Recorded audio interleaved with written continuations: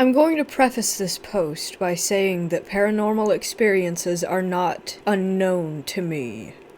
I have seen ghosts many times over my life, and my mom claims to have seen me playing with them as a child. She was a psychic medium, so I spent a good deal of my childhood around this stuff, but those experiences are for another time. This is just to assure you that I have had experiences with the paranormal before, and that what I experienced I consider to be abnormal generally, as most of my experiences up until now have been positive, or at least neutral. This was a few years ago in my very early 20s. I'm in my mid to late 20s now. I haven't had any paranormal experiences since a little while after my mom passed away when I was a teenager. I was starting to think the things I had experienced didn't happen at all. General denial. One night, on a whim, while driving around a suburb near my house, I managed to convince my boyfriend to come with me to the local cemetery. I was going through a bit of an edgy phase and thought that going to a graveyard at night would be cool. This is a cemetery in a big city, and it's extremely large. I didn't believe in ghosts hanging around in a cemetery, so I thought that it would be fine. I believed that ghosts usually hung around the places that they died, or places where they had unfinished business, and that it was very unlikely that they would actually be in a graveyard. It was sometime in October, but not Halloween. We got to the cemetery around 11:30 p.m. We had our phones with us and were using them as torches. We hopped the fence to the cemetery and began to look at all the graves, pointing out the most interesting ones and kind of just messing around. The place was completely deserted, as cemeteries tend to be at that time of night. We walked further and further in and entered a part of the cemetery where the graves were quite a bit larger and much older. By now it had likely been around half an hour. As we were walking down the path, my boyfriend commented that there was a strange smell lingering around, which was extremely weird, as my boyfriend cannot smell at all. He lost his sense of smell due to a bunch of infections and other problems with his ears and sinuses as a kid. I couldn't smell anything, and I have an above average sense of smell, so we both just shrugged the experience off as just weird. Later on, I was looking at one of the graves when my boyfriend shook my shoulder and pointed at one of the largest graves a few meters into the distance. I'm terrible at knowing where people are pointing, but this time I spotted it right away. It was a little girl, I'd guess around 11 or 12 years old. She had very dark brown or black hair that looked well cared for and quite long. She was sitting on top of the grave, with her legs dangling over the edge. At first I saw her wearing a lacy white dress, like a nightgown that a rich girl might wear. It looked old, but I'm no expert, so I couldn't tell you exactly how old, but maybe the 1900s, early 1900s? I looked away to look at my boyfriend, and when I looked back, she was wearing a different dress. All I remember is that it was red, because at this point, I was super scared. Something about the entire situation felt wrong to me. I felt extremely fearful, and due to the fact that ghosts were very normal for me, this was extremely unusual. I would never feel unsafe seeing a ghost in the past. It was around this time that I noticed that the cemetery was eerily quiet. There were no sounds of bats, and there were a lot of fruit bats in that area. There were no other sounds of animals, and the air felt stale and stagnant. We just stood and stared at the little girl for what felt like an eternity, weirdly transfixed, and then we both ran for it up the path at full speed. I turned for a second to see if she was still there, and she was gone completely. It made me run faster, honestly, and the whole time we were both dead silent. When we got back to our car, we sat there for ages trying to work out what we had just witnessed.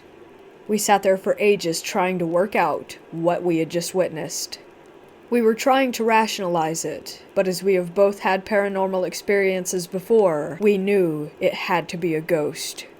For a few months afterward, I felt continuously like I was being watched, and had frequent nightmares about seeing the little girl in our apartment. I always felt uneasy. We eventually moved around 30 minutes away, and the feelings and the dreams stopped. I've since tried to research the ghost, but haven't had anything turn up, though there is a local ghost tour at the cemetery, and maybe the guide might know something. Ever since then, my paranormal experiences have been more frequent, and have been getting more unsettling and disturbing. my boyfriend has been experiencing things more frequently as well.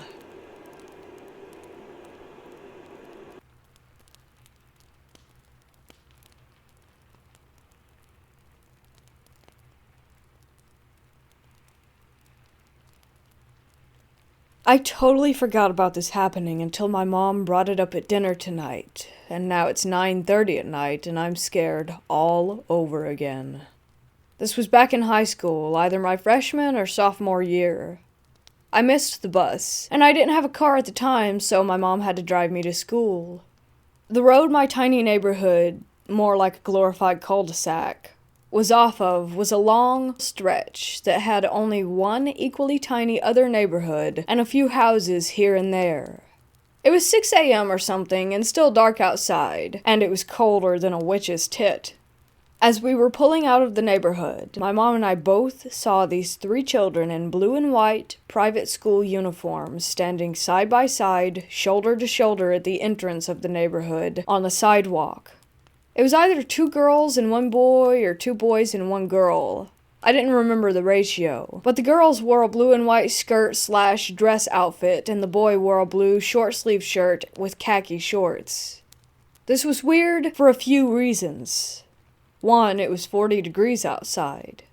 They looked like they were dressed for the summer, and they didn't even wear coats or anything. Secondly, there were 2 schools in the area, but not a private school till the next town over, and the blue and white weren't the school's uniform colors. Third, what young kids just stand there in a single file line not doing anything but staring? No joshing around, no nothing?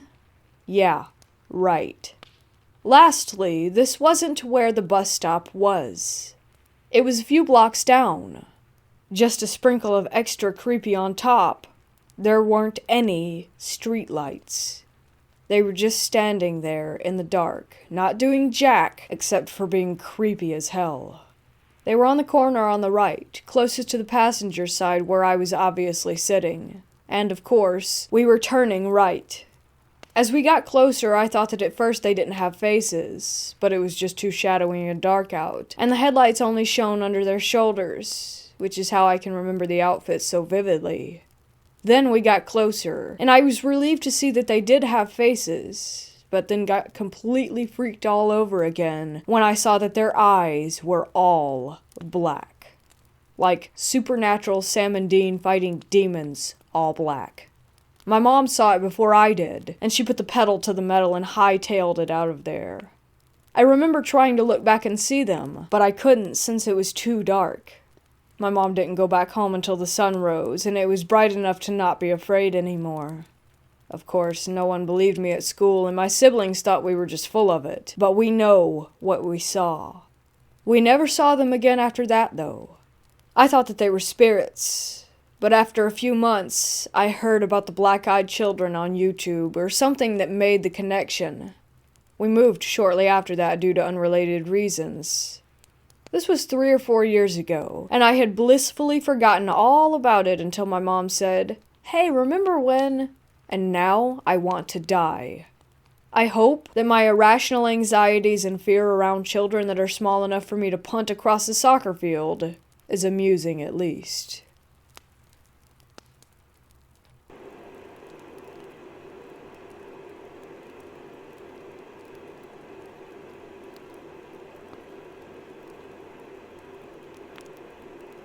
I live near one of the oldest cemeteries in Portland, Oregon.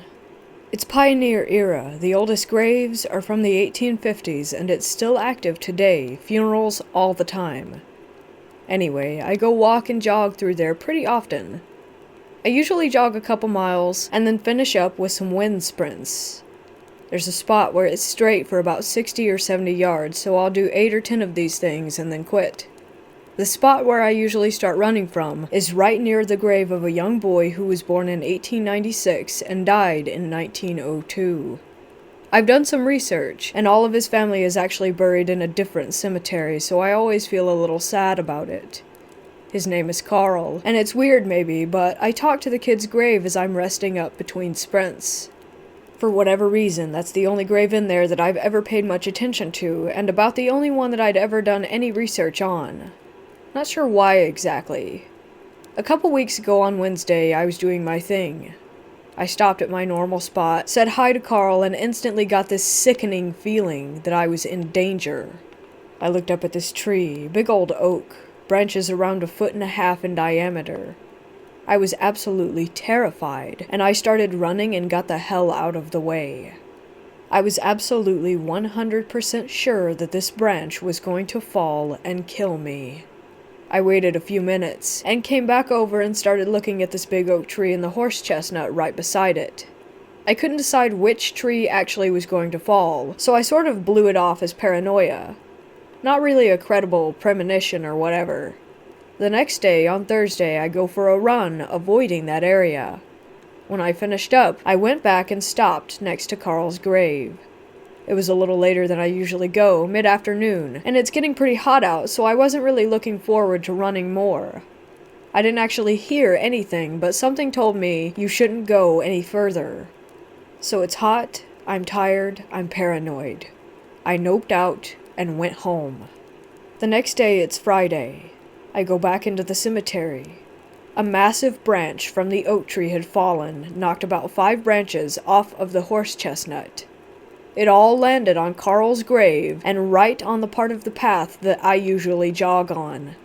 Some parks workers were already cutting the trees up to clear the way.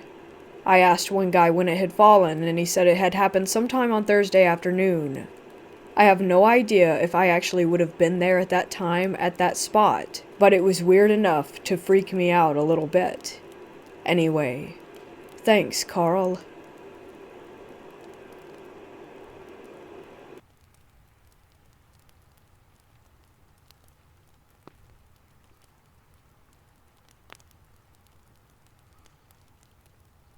This happened in 2011.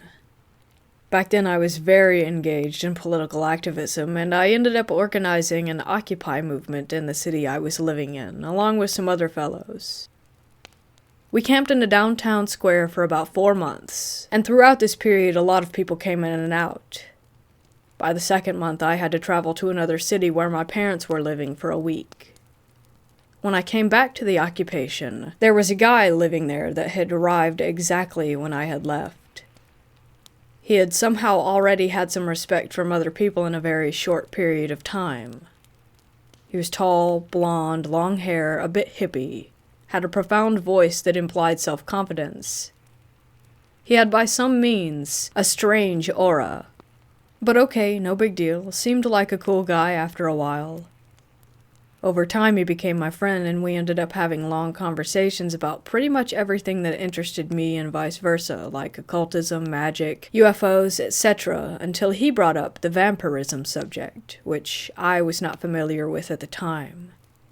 He explained to me some stuff like that vampires were basically normal people that could manage their own life force, and apparently they have been misinterpreted since always. He told me that there were some secret vampire groups, small ones, that preserved the rituals. There was no blood-sucking thing going on, as he said that blood was an analogy to life force. They were not actually sucking it from people, but they could indeed take somebody's life force.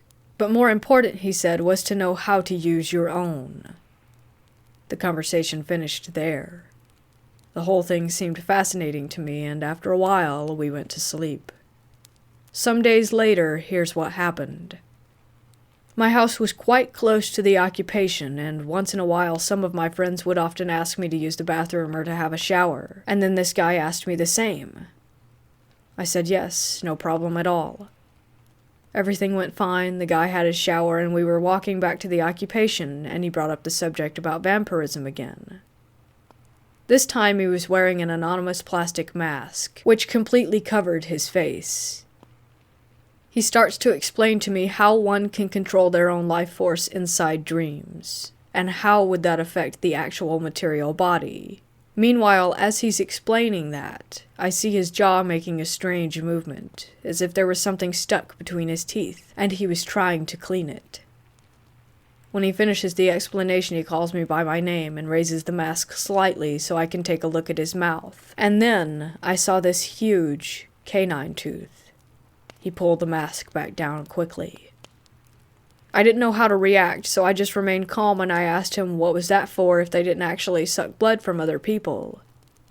He told me that it worked out as a sort of antenna to capture different vibrations, and he managed to construct it by molding his life force into that shape inside his dreams. He asked me if I would be interested in doing the same. I told him that it sounded interesting, and he just left me to think about it. We arrived at the occupation as if nothing had happened. I didn't see any strange movements by his hands trying to insert a fake tooth into his mouth, or trying to remove it after. The sensation I got was that he pulled the tooth out by a jaw movement. The whole thing was just very strange to digest. I had no idea what to do, so I called my friend and he just said that the whole story sounded too crazy to be believable. We still lived together in the occupation for a while, but I never brought up the subject again. The guide totally noticed my attempt to avoid it, so he didn't push me on it either. There was another strange fact after a while. Once he was shirtless, and crouched organizing some stuff inside of his tent, and the muscles on his back formed into the shape of a winged dragon.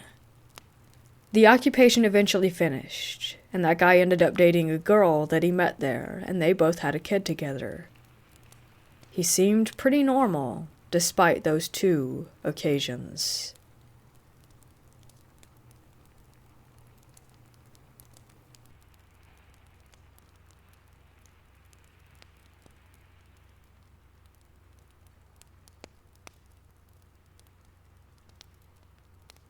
So about 15 years ago, I was living with my ex-girlfriend, my sister, and her husband in an old house not far from town. Within the first few weeks of living there, strange things were happening regularly. Lights going out randomly, noises upstairs. At one point, one of the windows at the back of the house was cut. Like someone had went in with glass cutters trying to break in, but gave up on it and left. Creepy stuff like that. That was bad enough, but things got pretty severe as time went on. One week in particular was truly insane. The first thing that happened that week was on a Tuesday night. Everyone was working, and I was home alone watching TV when I noticed that our cat was acting really weird, backed into a corner, and arched up as though she was scared. When I went to get up, the electricity went out in the house, and it was pitch black inside. The second that happened, I heard really loud footsteps running down the stairs toward me. I got up and braced myself for whatever it was, but there was nothing. I gathered myself and went outside to the front garden to check if the other houses' lights were on, but my house was the only one that was dark. I went to the fuse box to reset the trip switch, and all was back to normal. A few days later, I think it was a Tuesday, we were all sitting in the living room watching a movie and eating a pizza. The lights were on, there was a good atmosphere in the house, when out of nowhere, a massive bang happened upstairs. We go up to check it out, and I went into our bedroom and saw that my bedside table was in the middle of the room. But the worst and last thing that happened to me was on a Saturday night. I'll never forget this. It still gives me chills when I think about it. We go to bed, everything's normal. We watch a bit of a movie and fall asleep.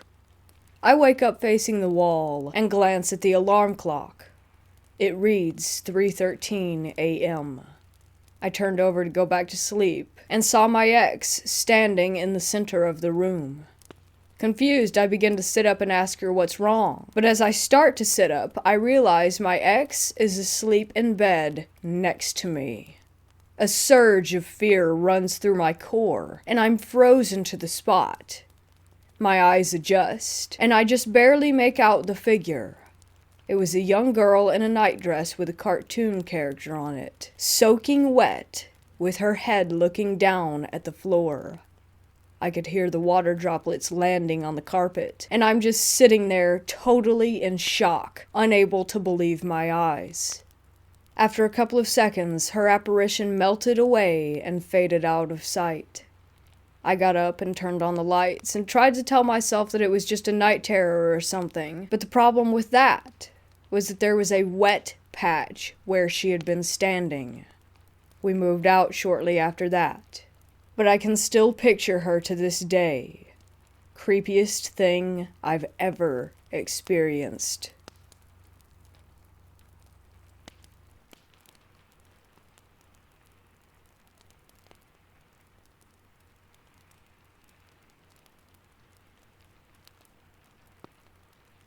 Honestly, I don't think I've ever experienced paranormal activity in terms of seeing something. But ever since I was a kid in my childhood home, I was really scared, almost traumatized of seeing something or hearing something in the dark at night. No specific reason for it. I would just stare at the door frame of my room, which was always opened at night, and wait for something to show. I never even liked horror movies, and even now at 21 I avoid them because I know they freak me out, so I don't believe that the fear came from the movies. The thing is, I moved to a different city when I was 18 years old and changed a few apartments until now, and in every single one of them, I felt chills. Everything is fine, and then comes a certain time of night when it's like the energy in the room changes, and I have a feeling that someone is watching me. I always believed that if I could convince myself not to believe in spirits, or that the paranormal is real, then I can escape from that, and nothing weird will happen to me if I don't believe or give it attention. Am I right? But here we are. I started to think, what if the cold, watching feeling and fear I get every night is related to some childhood trauma that I might not remember? Fast forward to today. My boyfriend and I moved back to his parents' house after the lockdown. We have a separate upper apartment for ourselves, and no one but him ever lived there. We have spent so many months and nights here before, and really the apartment never gave me any chills. Until the last month or so. So lately I have this really bad vibe in this place, especially at night. It can be dark outside around 6 p.m. or 10 p.m. and everything is super. Then there just comes this time, after midnight, when the air in the room changes and I feel like something negative has entered. The whole energy is negative, and the feeling of someone looking at me returns. Most of the time I'm scared to have my eyes opened, that I might see something.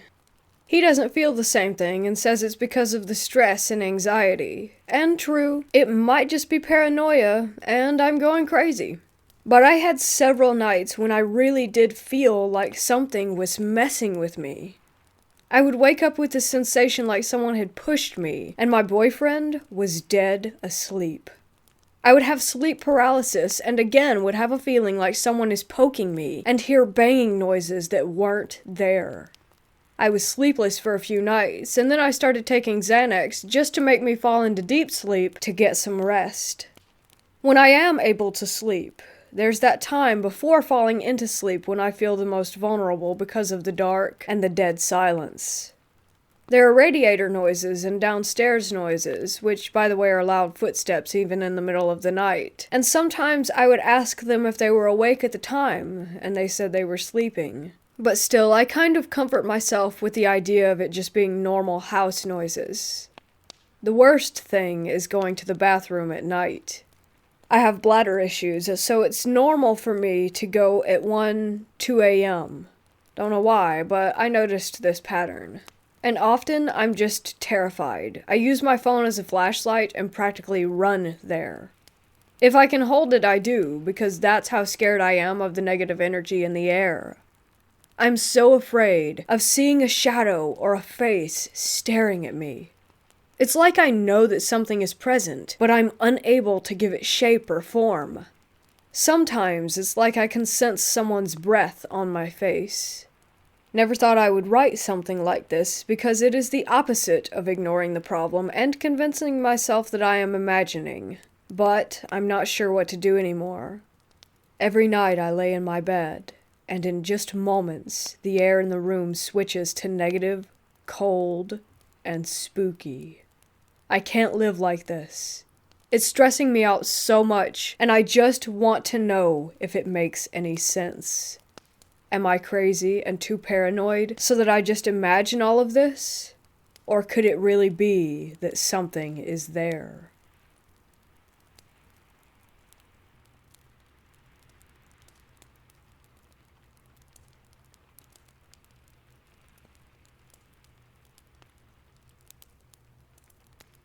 I was home alone on Thanksgiving. It was 2015 around evening time, and I heard some knocking.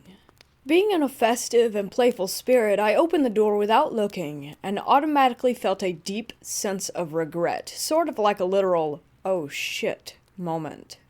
I didn't know where it was coming from until I actively started trying to place what was wrong with the situation, and that's when I realized they didn't have any whites in their eyes. For a second I thought, isn't Halloween over? And was confused until the oldest boy made eye contact with me, and that's literally when I felt like I was staring death in the face. They wanted to come in, and the way they spoke made it seem like they knew what I was thinking and were actively mocking my helplessness. I slammed the door on them, turned all my lights on, and started watching TV while they stood outside and would occasionally knock. I felt like I lost a good 6 hours of time because I don't even remember when I fell asleep or what I was last watching. I remember when I first sat down, Gabriel Iglesias was playing, but I don't remember anything. When I woke up, it was around 2 a.m., and the lights were all off, and there was only static on the TV. I have Dish Network, and there were no power outages in my area, and I don't get static if Dish were to go out.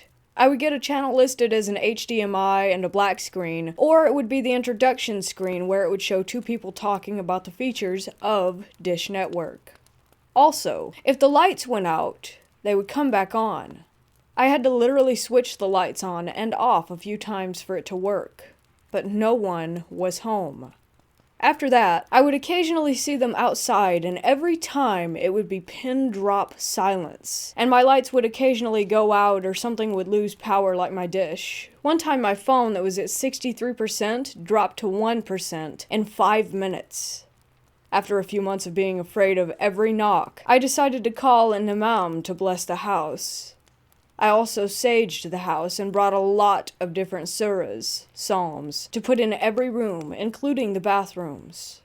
Since then, the visits have stopped. However, a few months after that, I remember hearing a blood-curdling scream and a banging sound on my door. I looked through the peephole and saw nothing. A few months ago, maybe 2 or so, my mom and I heard a banging coming from the front door, and same thing. No one was there. I don't know if it was them, or something coming back, or just kids playing a prank, but I was so terrified.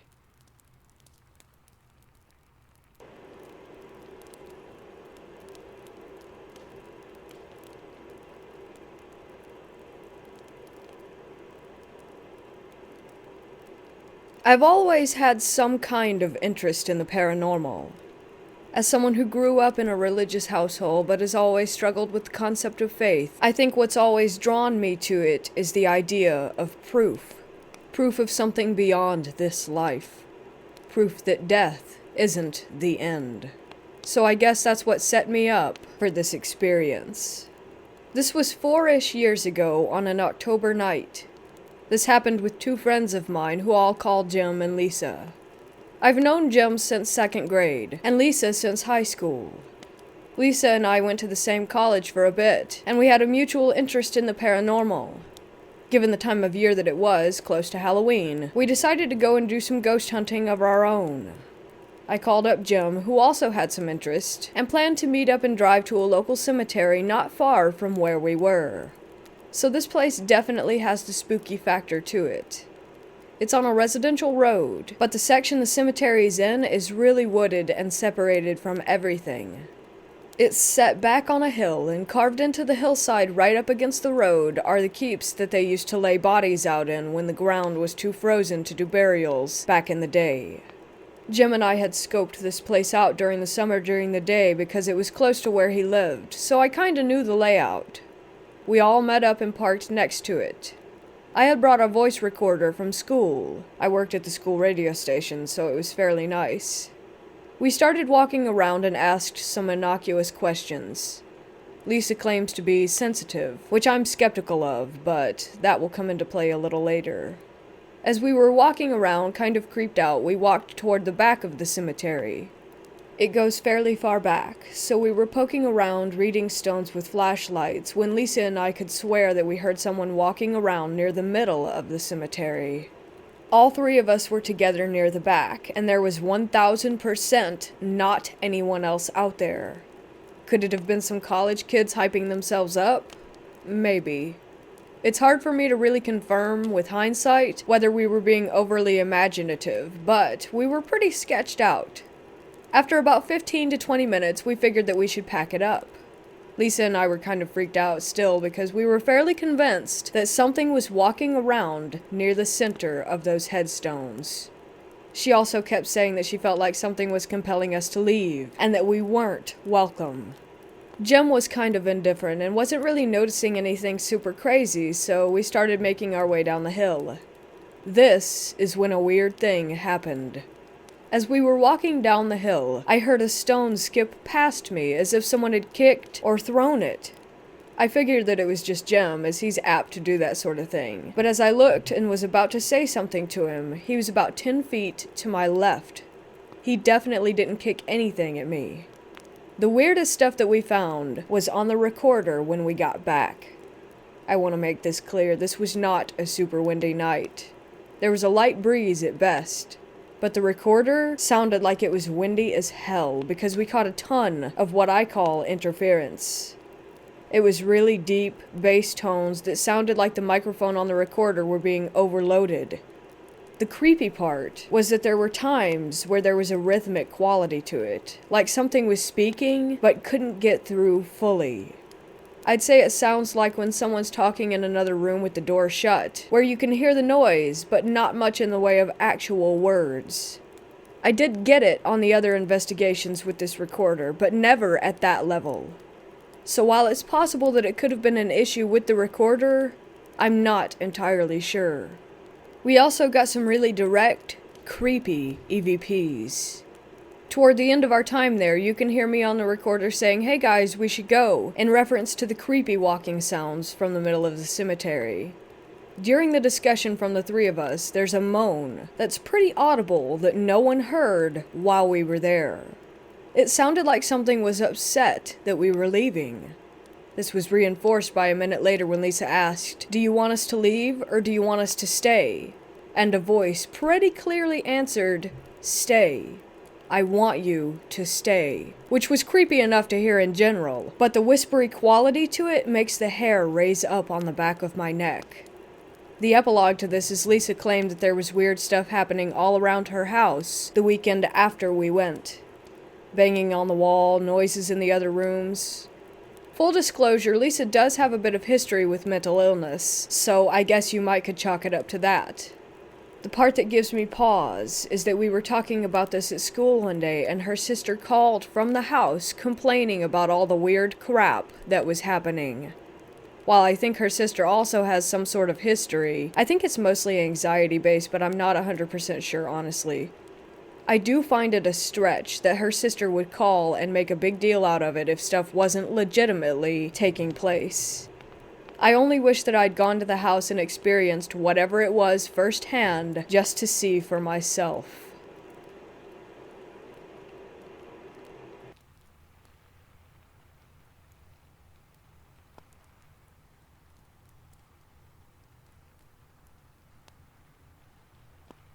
I'll let you decide whether or not she was really a vampire. Either way, I promise that this is a true story. It happened around December 2017. I had just finished high school, and one of my friends was hosting a house party. It was out in the country, large property, lovely view. It was a great place to celebrate the end of exams. I recognized a lot of people there and knew them quite well. However, there were two guests I didn't recognize, a boy and a girl. He was a stoic character with a solid build, not quite muscle, not quite fat, not quite someone that you would want to annoy. She was a thin figure with long amber hair and fair skin. He would scan the crowds while she shyly cradled a bottle. No one else was paying any attention to them, and I could tell they felt uncomfortable. They seemed nice enough, So I grabbed a friend and walked over to them, hoping that I could put them at ease.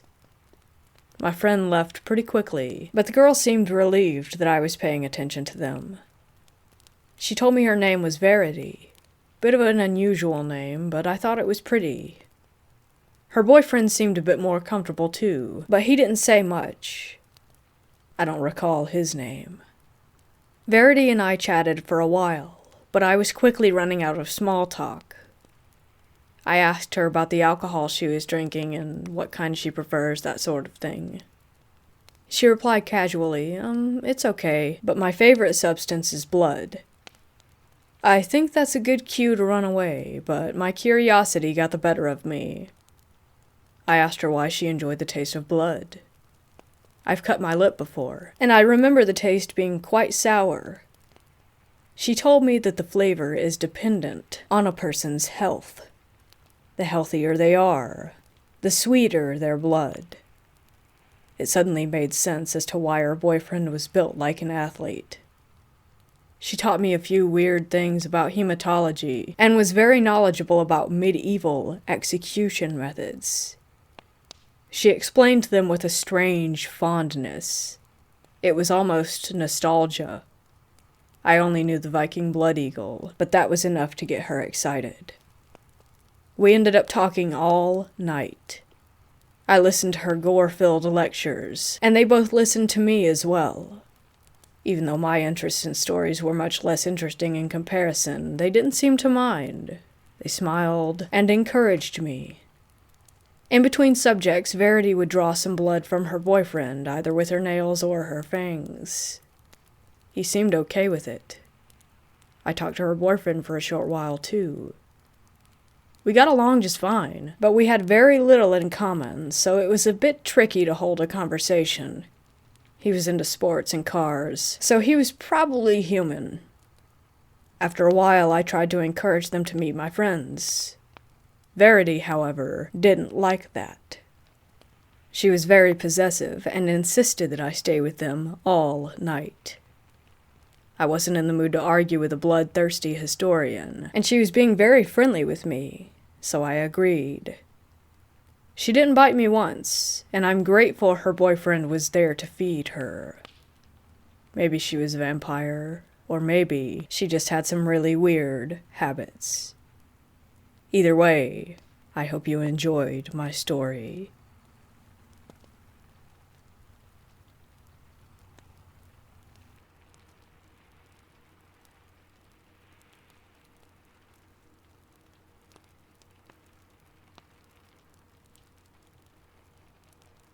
I will preface this by saying that I think I'm silly to believe in ghosts, and I get embarrassed to speak about it. The alternative to believing that I was haunted is admitting that I am much more mentally ill than I had ever believed, which is absolutely possible.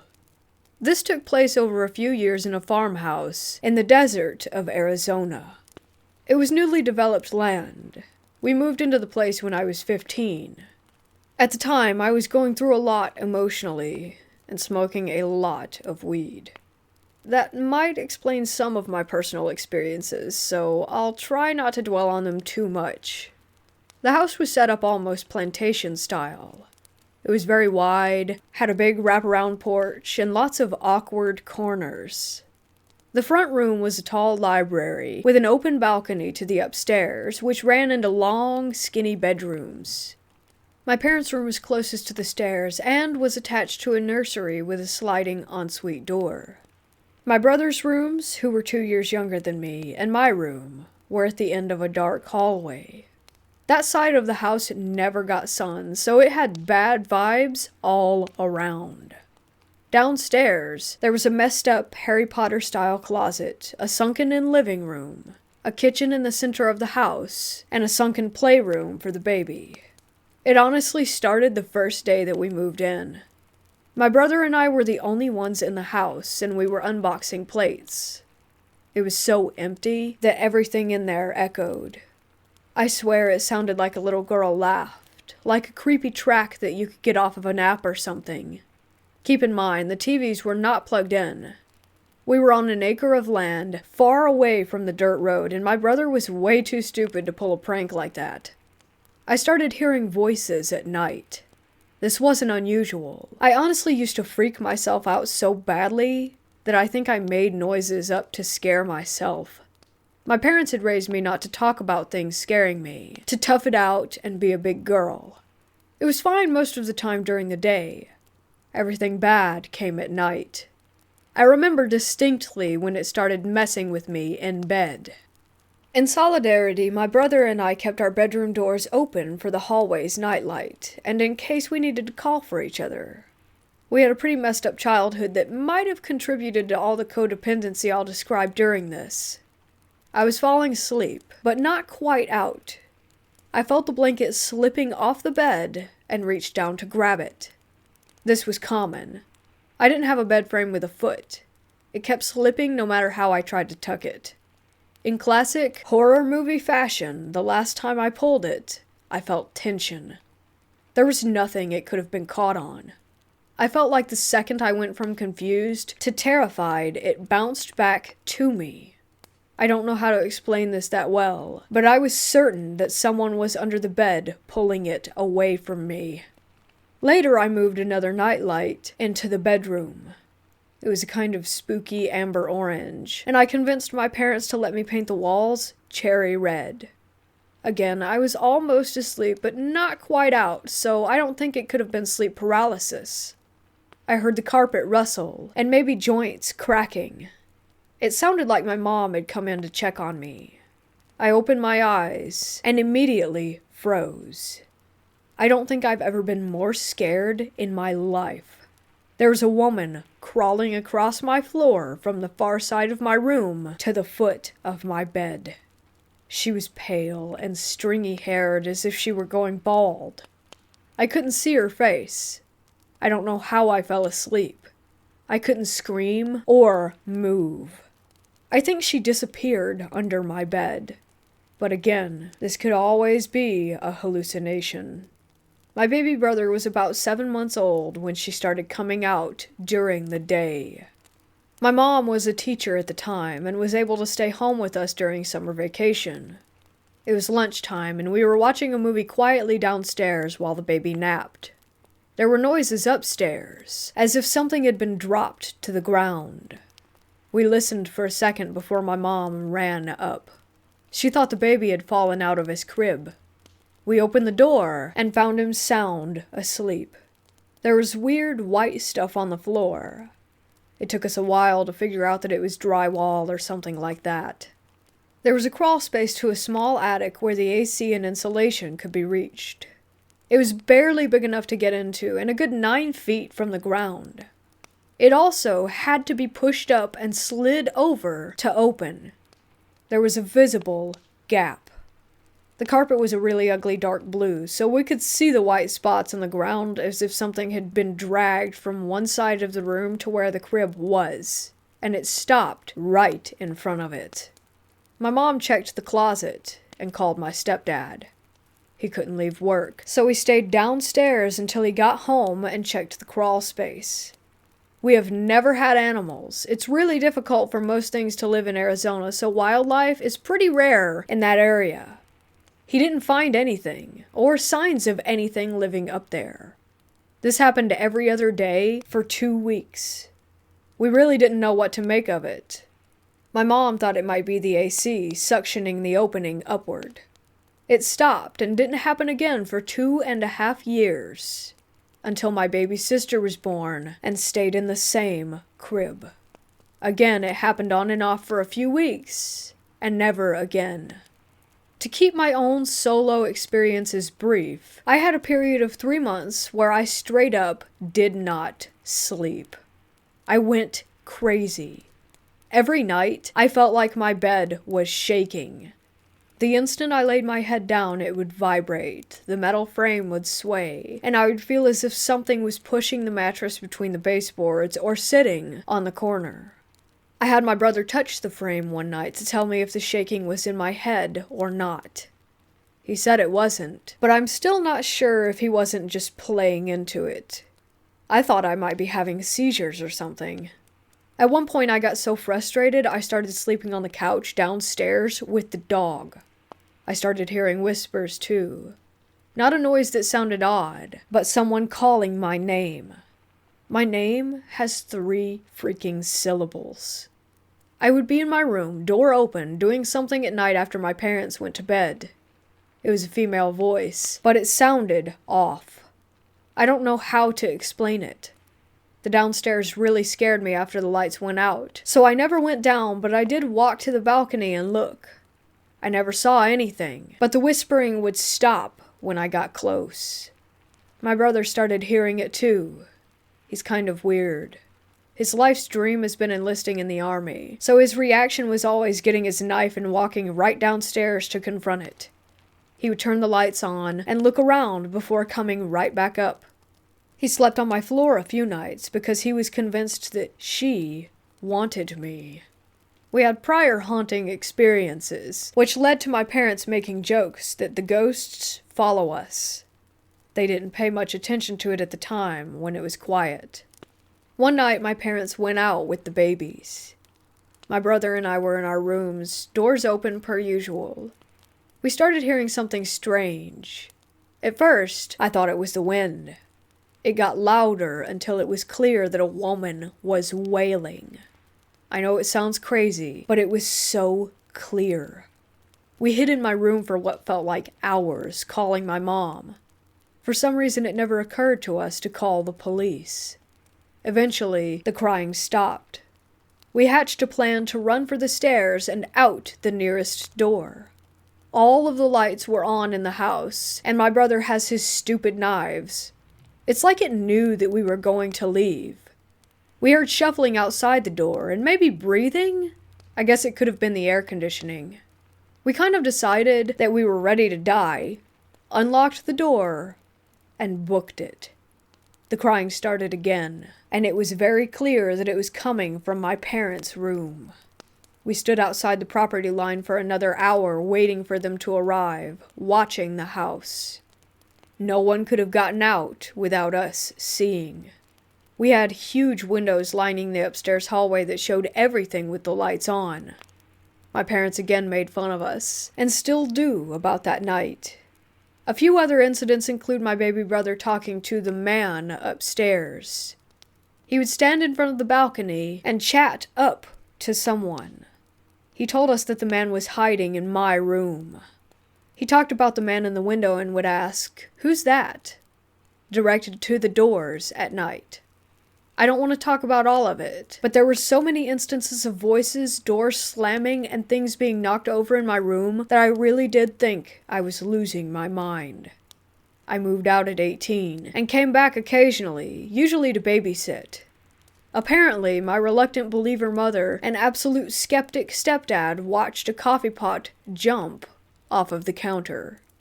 They were also outside sitting and having an open fire while drinking a coffee when they saw a figure in the balcony window of our room. It was a tall man, but my stepdad still needed urging to go upstairs. It appeared a second time, closer to where the nursery door was. My mom said she had horrible dreams about a man in the corner of her room after that. She was present for many of the instances where we heard footsteps upstairs, doors slamming when the AC was off, etc., but she always denied that there was anything wrong. Once my parents left town with the kids for a week. At this point I was 19 and living happily an hour away. My mom begged me to check on my brother and stay a few nights for the weekend. I arrived during the evening after I got off of work. I asked how had things been when he was alone. He said he was fine, he just didn't go upstairs at night and, quote-unquote, minded his business. He said if he ignored it and tried not to get scared, then it in return ignored him. He felt safe with the dog. We were watching YouTube and eating when we started to hear a deep noise. At first I thought it was a bike or one of the small buggies that people drove out here. Then I noticed that it was holding a tune. It was humming.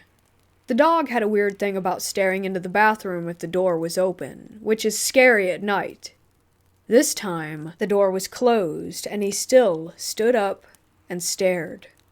The noise was so deep that it sounded as if it couldn't have been human, but it was definitely melodic. There's nothing I could think to figure out to try and explain it. My brother and I just kind of looked at each other. Then a door slammed upstairs, and we decided to nope out of there and go for a walk. When we got back, I decided that I would sleep in my parents' room. It didn't feel right to stay in the kids' room, but looking back, it would have been best to stay close to my brother. I fell asleep surprisingly easy. I guess about 2 hours passed before my brother slammed the door open. The house smelled like it was burning.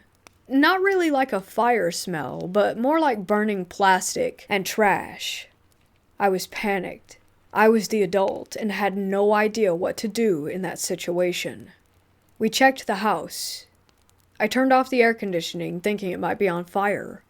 We opened all the windows and fell asleep on the couches downstairs. The next day, the smell was still lingering, but less overwhelming. The air conditioner was fine when I turned it back on. Like usual, the day was fine. That next night, my brother and I went on a Jack-in-the-Box run. It might have taken 30 minutes. We arrived home to a mess of blood, vomit, and shit. The dog was sick all over the living room. We immediately took him to an emergency vet, certain that he was dying. They checked him for everything that they could and gave him a clean bill. When we got home, all hell broke loose. My brother and I were cleaning up the mess with the doors open for airflow. There were absolutely insane banging noises coming from upstairs. We hadn't locked up on the way out. My brother thought that someone had snuck in and was trashing the place. He went up to check, and I hung out downstairs ready to call the cops if need be. Nothing happened. Nothing even seemed out of place. We kept cleaning, but the noise started almost immediately. It kind of sounded like someone was shouting behind a wall of cement. I couldn't tell the gender. My brother told me he had been fine until I got there, that I could leave if I wanted. I totally did, and I didn't go back. My parents sold the house this year. During the interim of the move, they stayed in an Airbnb. My brother lived really close to his work, so he stayed in the house with the dog for a few weeks. This story is just his own, so I'm not sure if I believe it. Like I said, he's kind of strange, but he's also not really one to embellish. He had been hearing the usual things, even his name being called in the night, but ignored all of it. His friends had been coming over to keep him company. The last day he was supposed to finish moving, he brought another friend. He says he felt that they were being watched the whole time when they cleared the place out, and his friend left him to lock up. They got into the car facing the house when they noticed that the blinds were open. They were definitely closed on the way out. His friend claims that he saw them open from the corner of his eye. My brother says that there is a woman squatting in front of a downstairs window, close to where he had just left from. She was pale, her nose was hooked, and her hair was black and stringy. Again, classic horror movie ghost. He said she had black eyes with visible white dots in the centers. Inside-out eyes, as he called them. And she was smiling. He says it took him a second of shock to realize that she was looking directly at him. He felt sick, like she could walk right out and get him. They burned rubber when his friend snapped out of it, and they screamed at each other all the way down the road about what they saw. He called me right after to explain it, but I was with my own friends and not really willing to listen at the time. What messes me up is that my mom thought he had a psychotic break. He went into his room and cried all night at the Airbnb. She thought something had happened with his girlfriend. My brother is not a crier. I haven't seen him do that since we were little. When we got together and talked about it, his eyes teared up then, too. He said he didn't know why, but he knew that she wanted to kill him. He drew a picture of her. It's not great, but it still fills me with the deepest foreboding. It took me a while to realize that I saw her too, just once in my bedroom almost 5 years ago. Suddenly it made sense. I knew it didn't feel like a woman, but it felt feminine, like something pretending to be a woman. My ex brought this up today. We dated all through high school and had a few experiences together that she recounts as her only paranormal encounters. I would love to still think that this was my own delusion, but it was shared by way too many people. Maybe a few things can be explained, but most of it truly can't. It has affected me so deeply that I'm still terrified that if I think too much about her, she'll follow us a state away.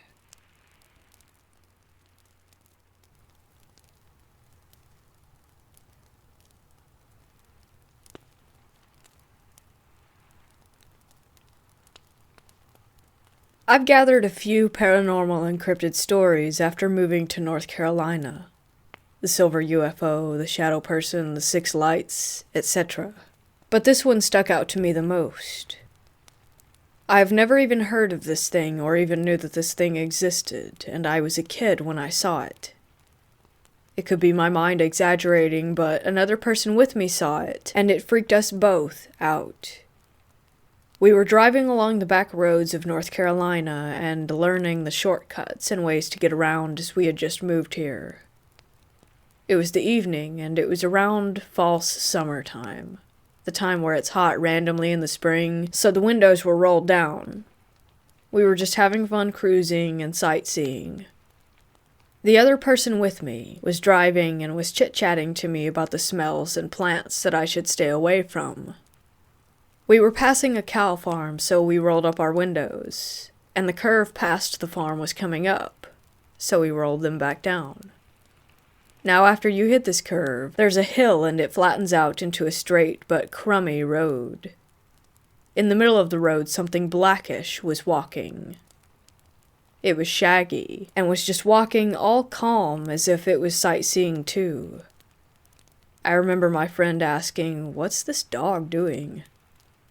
It looked as big as a black bear or a derpy Saint Bernard, and it walked with a normal stride. We slowly crept up on it, hoping that it would hear the car and move out of the way, but it didn't. So my friend gave the horn a little tap, and this thing finally turned around. Its eyes were reflected from the headlights. It hunched down and hissed. When it turned, its tail lifted, and it was long and black. It then darted off into the woods. My friend was puzzled. I just sat there in disbelief at what I had just witnessed. It was an odd and quiet ride back home. Fast forward to more than a decade later, me and a few friends were looking at local urban legends because one of them swore up and down that they saw the ghost that everyone was talking about and wanted to know more about it. I'm zoning out because I'm an introvert, and went looking around in the website that we found. I see this title called The Vampire Beast of North Carolina, and was like, what the hell? North Carolina's got a hillbilly vampire? I click on it and read. Some beast was terrorizing locals and their farm animals, leaving puncture wounds, no blood, and leaving the body there. Multiple bodies of dead animals in one night, all dead the same way. I scoffed and say El Chupacabra, like Dexter from Dexter's Laboratory, and kept scrolling. I read some more and saw, here's what witnesses recount seeing, and when I scrolled down to see a hand-drawn picture of it, I nearly shat bricks. The photo the eyewitnesses had drawn of what they saw looked exactly like what I had seen over a decade ago. The shape, the tail, the color. I went pale and exited out of the page and just sat there thinking on my life's existence up to this point, wondering if I had some sort of brain damage, because I was like, there's no way that this can be real, what I saw. But what really hit the nail on the coffin was that this thing was attacking people's farm animals, and I had seen this thing by a cow farm. I haven't seen this beast again. I really don't want to because I think it's a bad omen since I have a superstitious family, which is why I think paranormal and odd occurrences happen to us. Whenever we do have odd experiences, We don't speak about it to each other.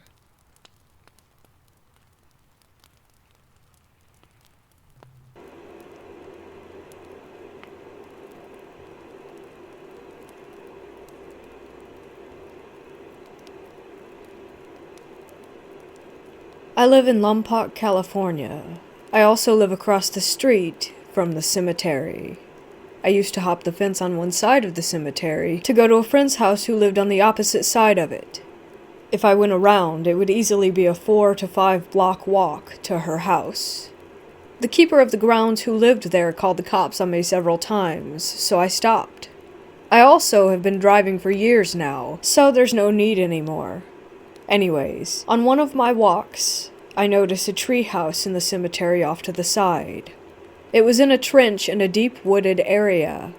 There's been a few nights when I've gone and hung out inside of this tree house with a few friends. However, every time I went, I would see spirits. I was scared many times, but seeing my friends happy and enjoying themselves was what made everything worth it. Except for one night in December of 2018 when I had brought new friends with me. During this time I was going through a lot and kind of hanging out with a bad group of people, some of whom were with me that night. Like I've mentioned, I always at least see something, but usually only for a few seconds. This time, though, I saw a rather large man, kind of burly yet completely transparent. I felt him before I actually saw him, how sad and lost he was.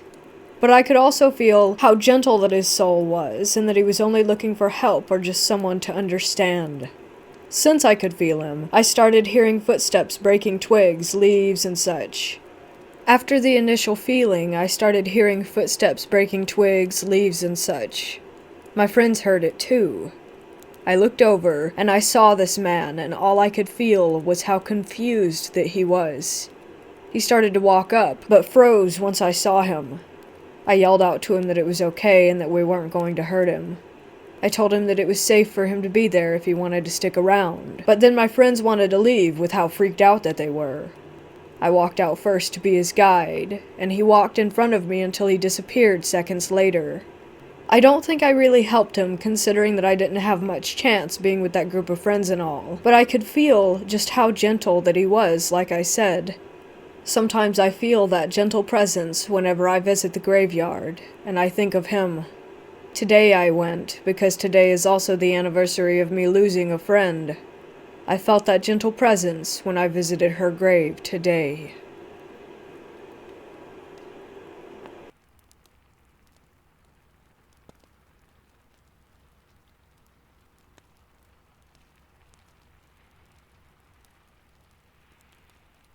I'm not saying we have a ghost, spook, or spirit, but something phenomenological is definitely happening in our home. The brief background on the home is that it's over 70 years old in an older part of our town.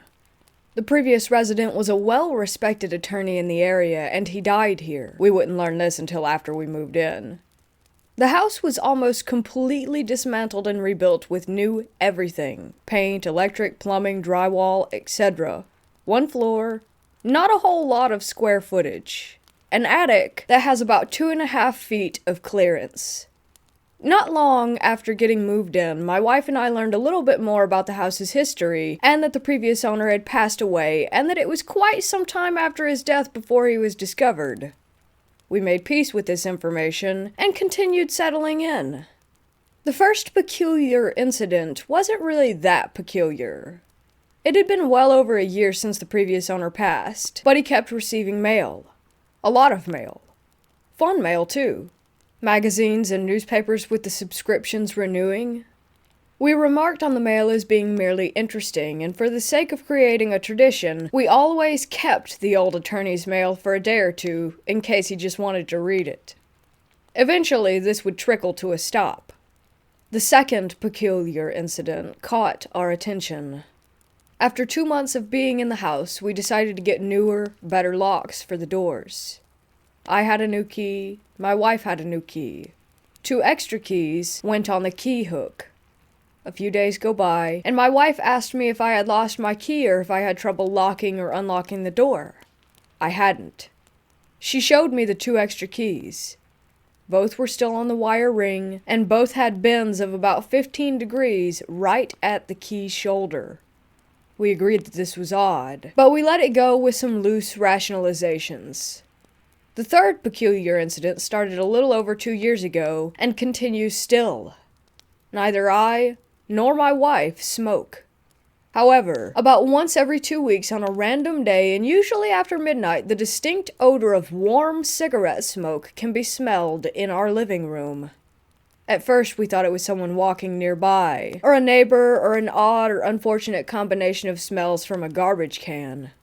We got some cameras and pointed them outside to see what we could see. Nothing. The last time we smelled cigarettes was about 2 weeks ago. And we've had electricians check our wiring on unrelated matters just in case. The fourth incident relates to the second. 2 metal spoons in the silverware drawer were bent. Almost snapped. Aside from the cigarette smoke, it's been a while since anything has happened, until last week. For whatever reason, the attorney's mail is resumed and the 5th peculiar incident has occurred. I work out in the woods, and my wife now works from home in the company of our 2 cats. In a flurry of texts and phone calls, she told me that it sounded like someone was running around upstairs, as if they were rushing across the house to answer the phone, was how she described it. We've had squirrels in our useless attic and the occasional tree branch. The footsteps exceeded both of those. The 6th and most recent peculiar incident is equal parts mundane and intriguing. We have a favorite spatula. Yes, we do. Some of you reading this probably have your own favorite spatula, spoon, fork, pot, pan as well. We used the bright robin's egg blue utensil to make our Thanksgiving dinner and set it aside with the rest of the cooking detritus. That evening, and the following morning, the kitchen is cleaned and everything is put away. Sunday began the greater holiday baking season, requiring the favorite spatula. Except, it was missing. The ceramic container where the utensils are stored has everything else. Red things, green things, metal things, wooden things. Visual inspection of the surrounding area results in zilch. Every cupboard and drawer opened and investigated to nothing. We sadly conclude that after the big cleanup, it must have ended up in the trash. So we began an online hunt for its replacement. On Friday last, I get a picture of the utensils sitting quite happily amongst all the others. I was confused by this, since the evening before we had to use other tools instead of the missing spatula because it was missing. So, sometime after 9:30 p.m. Thursday and 7:18 a.m. on Friday, something that was missing for at least 5 days returned. So, here it is in order. 1. A confluence of strange coincidences. 2. Sleepwalking. 3. Someone is managing to live in our attic. 4. That I and my wife are in a weirdly mutual prank cycle. Or 5. Something real is happening. If you have any ideas, tests, solutions, resources, or suggestions, I'm listening. Nothing seems malvoyant about what's been happening, but it's definitely happening.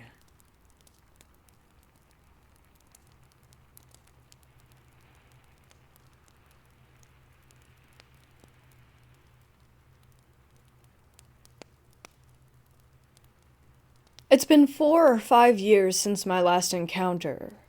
I think I'm safe, right? Wrong. I moved last year and I recently thought, hey, remember those kids a few years ago? Funny, they can't get you now. Boy, was I ever incorrect. I live on a mountain, and like an hour away from the beach in a super populated neighborhood with my roommates. 2 chill lesbians and a college dude. Super cool people. I think nothing can hurt me now, because there are people everywhere. But no, I'm stupid and jinx myself. I was home 2 days ago. Class was canceled, and the dude of the house was home too and taking a nap. I'm in the kitchen watching Netflix and doing homework when there's a knock on the window. Obviously, this is weird as hell, but I have weird as hell friends. Maybe one of them are trying to scare me. I brush it off and continue what I was doing, and then it happens again. Once again, I brush it off because maybe it was the snow if it wasn't one of my friends. Things like this happen all the time with them. Well, it goes on for about 10 minutes, and I'm kinda starting to freak out. My friends don't have this much patience. I go to Charlie's room, the guy, and wake him up. I'm not the one that's usually riled up, so he's concerned too. We both go to the window. I have my phone out with the camera and 911 within a touch, and Charlie has a bat. We look out the window, and no one is there. After a minute, we calm down and go and sit in the living room.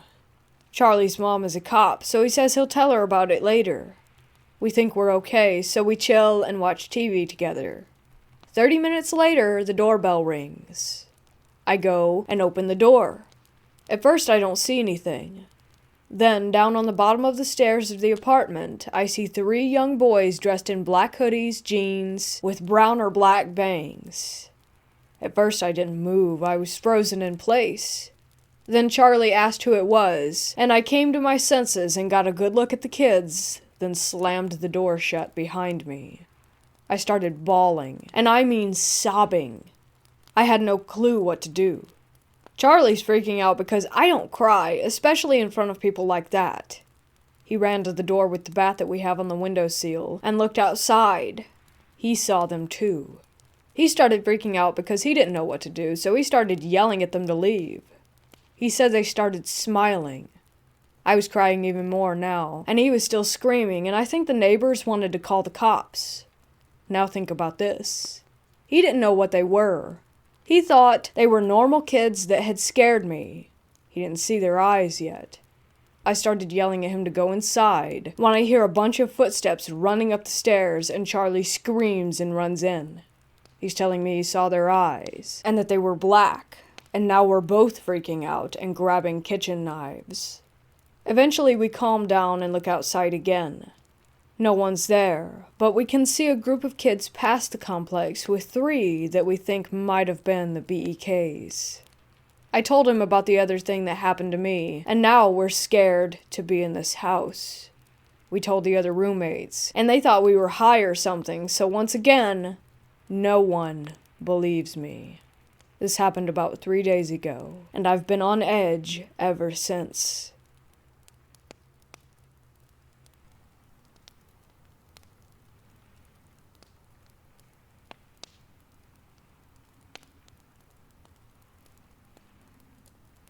This is a story that my grandma told me, so it may not be 100% accurate, but I'll try and tell it the best that I can. More than 70 years ago, sorry for not knowing the exact timeline, my great-grandfather died of a heart attack. He was, of course, buried like any other person. Here we have a tradition that every 5 years we lift the remains of the deceased, and the family can decide if they should put the body somewhere else or leave it there. This is mostly due to the empty spaces in the graveyard if the deceased doesn't have any family. So they raised my great-grandfather's remains, but the weird thing was that he had not decomposed. He looked exactly as if he had just been buried. After 5 more years had passed, they went to lift his remains again, but this time, the coffin was empty. This is not how the story ends. 10 years after all this happened, my aunt, that was 8 at the time, was home alone one day, and she heard a strange noise in the house, so she went to investigate. In the kitchen there was a strange man who looked at her and said, "Don't be scared. I just came to see my first granddaughter." And then he disappeared. Later that day she told her parents, and after describing the man, they went to get an old photo album, and she identified my great-granddad. When my grandmother tells this story, she tends to omit the last part that my aunt told me. According to my grandmother, the priest probably sold my great-grandfather's corpse because it wasn't decomposing, and she says that my aunt is lying about having seen him.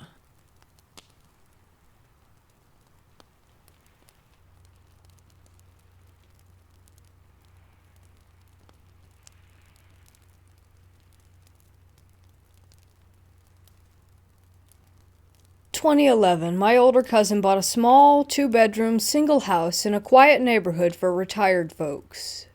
The house was very small, with only 850 square feet of interior space, but it sat on a large plot of land. We could have easily fit 2 more houses like it on that lot, and still would have nice leftover space for yards and gardening. I was still a college student at that time, and I lived with my cousin. When he bought the house, I moved in with him. There were the 2 of us living there. According to the real estate agent, the house had been abandoned for around 3 years. The previous owner basically left it unmaintained and moved to a different state. The house had 1 main floor, a small attic, and an unfinished basement. The first time we walked in, the floorboards were already rotted out. We could see the basement through them. Everything was in horrible condition, and we would have to do major restoration to make it livable again.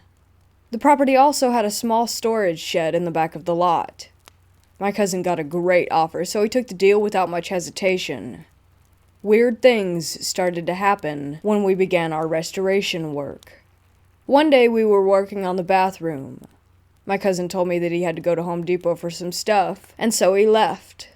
I heard him open the door, go outside, close it, turn on his car, and drive away. I was taking apart the old boards that were nailed on the bathroom walls. My back was facing the bathroom door. 5 minutes after my cousin left, the bathroom door, which was open, started to slowly move to the closed position. I knew this because I could hear the creaky old door sound that it made. I turned around and saw the door continue to close on its own. Then it stopped just as it touched the door frame and bounced back a little. I thought maybe it's just the wind. Then, suddenly the door pulled itself shut tightly, as if there was someone on the other side of the door. It happened right in front of me. I was only 4 feet away. No wind could have done that. Plus, all the windows were closed around the house, so there couldn't possibly be any form of breeze. You might think that maybe the AC caused it, but no. This old house did not have central AC. We had to put in window AC units afterward. At this point, I thought my cousin was messing with me, so I called out to him, but there was no response. Just silence. I opened the door, continued to call for him, telling him to stop playing around. But my cousin was not there. I checked the parking lot, and he was, in fact, gone.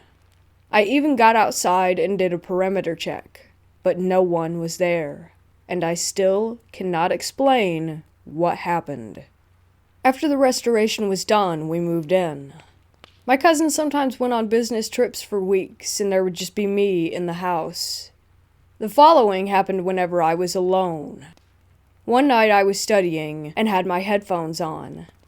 I heard sounds of someone walking around in the basement, which was directly below my bedroom. It sounded like they had slippers on, and I could hear the sound of them dragging on the concrete floor with each step. What's weird was that I could not pinpoint exactly which direction in which it was coming from. It's a strange sensation when the sounds were coming from the back of my head, as if they were just right behind me. The only reason that made me think that it's the basement was because the basement was the only area in the house that had concrete and that could have made the concrete slipper dragging sound. So I took out my headphones, and the sounds of the footsteps still went on. The volume of the sounds stayed the same, with or without the headphones. I thought my cousin had come home early, so I called out to him and got no reply. I took the flashlight and went to the basement to check it out. It was dark and quiet. No one else was there. This happened 3 or 4 more times within the first 2 months that I lived in that house. After that, I didn't experience anything unusual anymore. My cousin never felt or saw anything weird, but he seemed interested in my stories. His girlfriend, now wife, who had been to the house every other week or so, also expressed her uneasy feelings during her stays. By 2016, during a thunderstorm, the thunder struck our storage shed in the backyard and burned everything inside it. Luckily, the house was untouched. I came home from work only to find a police officer waiting at the front. He told me what had happened and said that it was an act of God and that our insurance would compensate for the loss. In our Asian culture, people say that when thunder strikes somewhere, often it is to strike down a malevolent force or spirit. We quickly formed the realization that this thunder strike was more than just an accident. I got my own place and moved out a few months after the fire. My cousin bought another house with his wife a year after that. He still owns the creepy house, and it's been left unoccupied since 2017. He plans to tear down the old house and build a larger one to take advantage of the large plot of land. The experiences at this house were the closest I've got to what could be considered paranormal.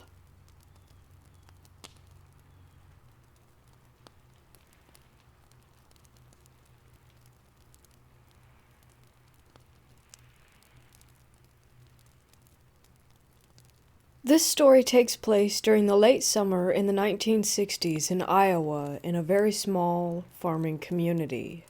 My friend's great-grandpa, Bob, owned a farm out there. He had acres of corn, wheat, potatoes, etc., but corn was his main crop, so he had a huge cornfield. It was around 2 a.m., and his grandfather couldn't sleep, so he went outside to get some fresh air. While outside, he noticed something that looked like a child walking around in the cornfield. So Bob ran back inside and grabbed his double-barrel shotgun and woke the farmhand for backup. They combed through the cornfield in an attempt to find whatever was running around out there. After a while, they still couldn't find anything, so Bob told the farmhand to go back inside the house while he stayed on the porch to watch his cornfield. Then, as he looks at the gravel road between his yard and the fence line that led to the cornfield, standing on the road was a little girl around 6 years old or so, and she was wearing a white dress that made her look like she had just gotten out of church.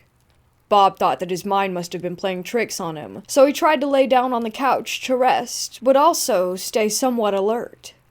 However, not even a minute after he laid down, he heard a knock on the screen door. He walked up to the door and slightly cracked the main door open. He saw the little girl and asked, "May I help you?" The little girl said, "Mister, I'm lost, and I don't know where my parents are. Can I come in the house and use your telephone?" Bob felt uneasy, and told her that he could get her a glass of water and that he can call her parents for her if she gave him the number, but he didn't feel comfortable allowing her in his home. He felt something off about the little girl. However, the little girl insisted to be the one to call and talk to them. And Bob said, "Young lady, it's 2 a.m, and I don't feel right letting a stranger into the house, little girl or not." The little girl started to get agitated and said, "I'm not leaving until you let me in to use your phone." Startled, Bob told the little girl that he was going to call the police to come pick her up so that they could keep her safe and find her parents. He closed the door to go and call the police, and he heard someone punch the door like a grown man. He walked back and cracked the door open again, but when he looked, he realized that it was still the little girl, and that she was the one who had punched the door. But when he looked at her this time, she didn't have any eyes. Instead, she had pitch black orbs instead of eyes, and she said in a deep voice, "Let me in." Bob grabbed his shotgun and pointed it at the little girl and told her no and to go away. After this, the little girl looked right into the barrel and then back up at Bob, smiled smugly at him, and giggled before she ran back into the cornfield and disappeared.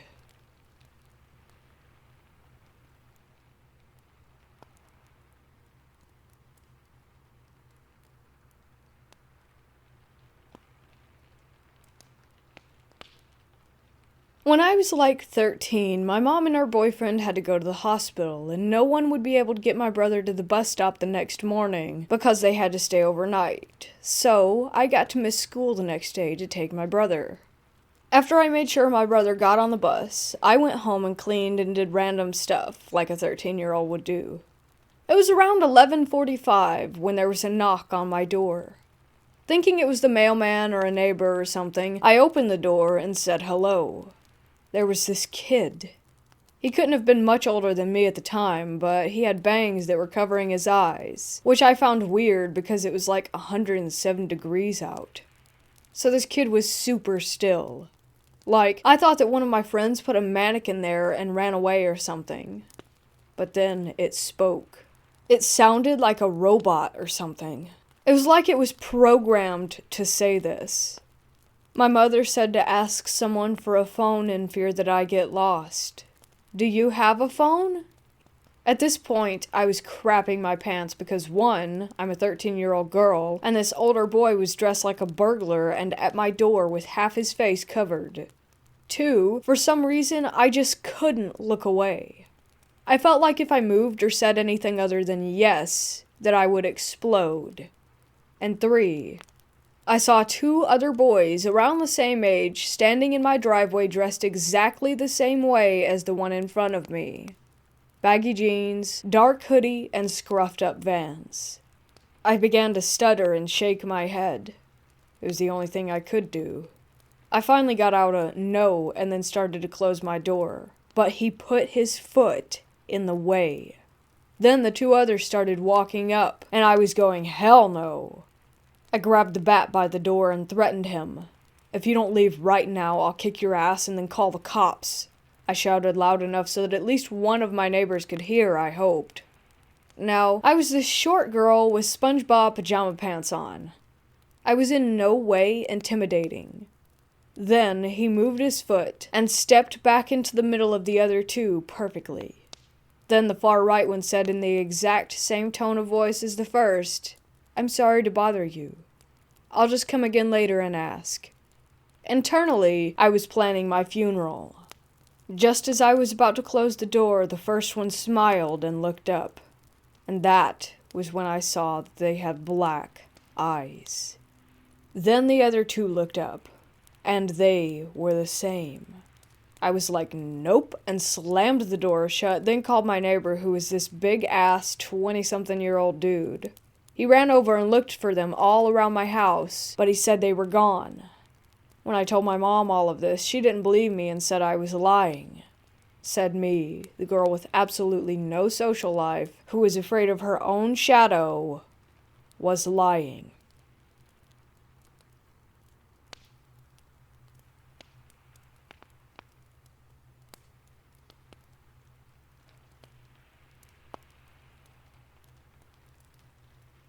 I'm a 14-year-old girl, but when I moved into this house, I had just turned 12. The house was fine, and was very quiet since before this I had lived with a ton of family, but now there were only 4 of us. We moved in the day after Thanksgiving, and it felt great to have my own room that I didn't have to share with any cousins or siblings, so I spent a lot of time up there basking in my newfound alone space. Let me emphasize this. When we moved in, I felt nothing. No presence, no spirits, nothing paranormal, nothing off. That is, until December rolled around. The first week of December is when I felt it for the first time, like I was being watched by something. Like when someone stares at you in public, and you have that instinct to look at them, that's how it felt. I always felt watched in my room, to the point that I hated being alone up there, and spent all my time in the living room or in my parents' or brother's room. The first week goes by, and I try to ignore the feeling. I chalked it up to me being paranoid because it was a new house, but still, the thought stayed in the back of my mind. Finally, I told someone who may have answers for me, my aunt. She's my mom's sister, and she has always believed in the paranormal for as long as I can remember. She got me into it for a while before I stopped believing. I believe again now, because this is the worst thing that's ever happened to me. She explained that it was probably a nice spirit watching over the house and, hopefully, me. I hoped that was the case, and in a way, it was. Over time, I would feel it any time I entered my room, and especially when I was trying to fall asleep. It creeped me out so much, and I just wished that it would go away. Then it went from watching me to making contact. One night I was home alone because my brother and parents were visiting Santa, and I didn't want to go that year because I felt sick. I was in the kitchen making hot chocolate when I felt breathing on the back of my neck. It was hot, and made my hair stand up.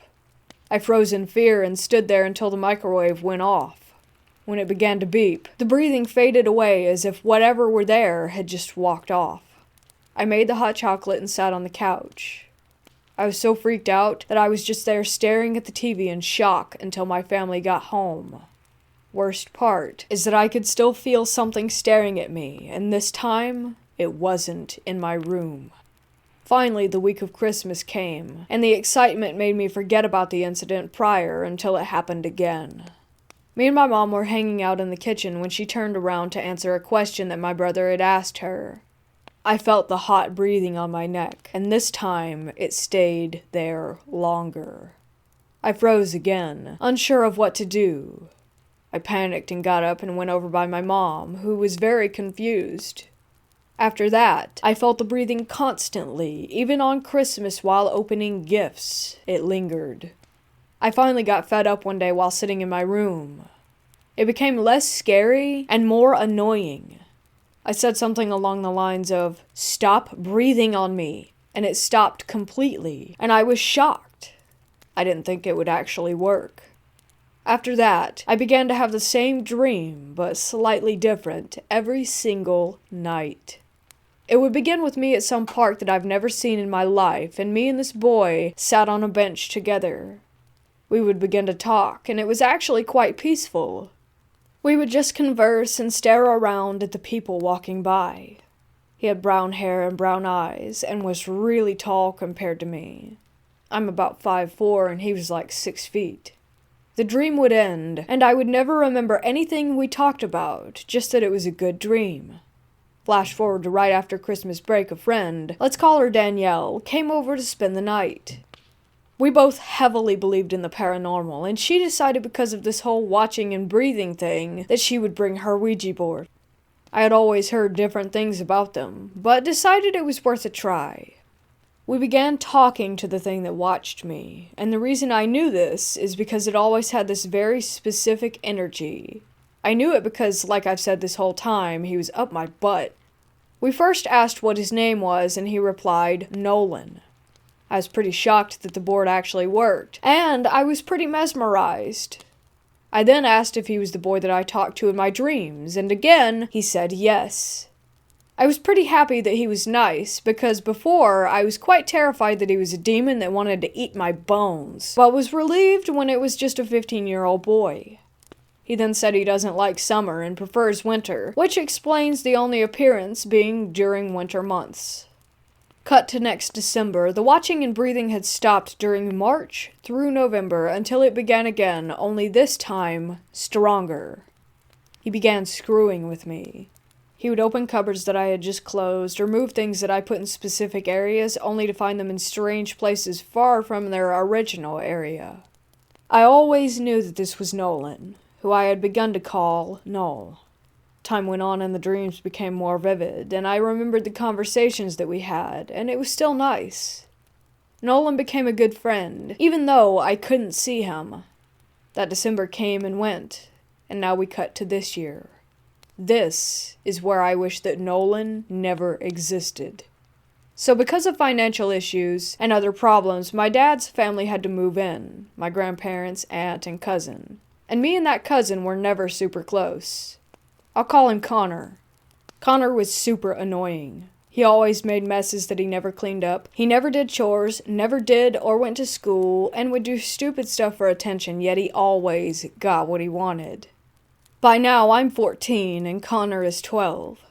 December rolls around and I'm excited to talk to Nolan. Me and Danielle are still friends and do weekend Ouija sessions with him. So we're home alone, me, Connor, and Danielle, and we decide to introduce Connor to Nolan. So we set up the candles and everything and begin. Things are going smoothly, until Connor starts calling Nolan names. He was saying some pretty mean stuff too. Me and Danielle were trying to get him to stop, but nothing was working until Nolan got really, really mad. Doors began slamming open and shut. Cupboards were going nuts. Our TV was flickering channels, and the windows sounded like someone was beating on them.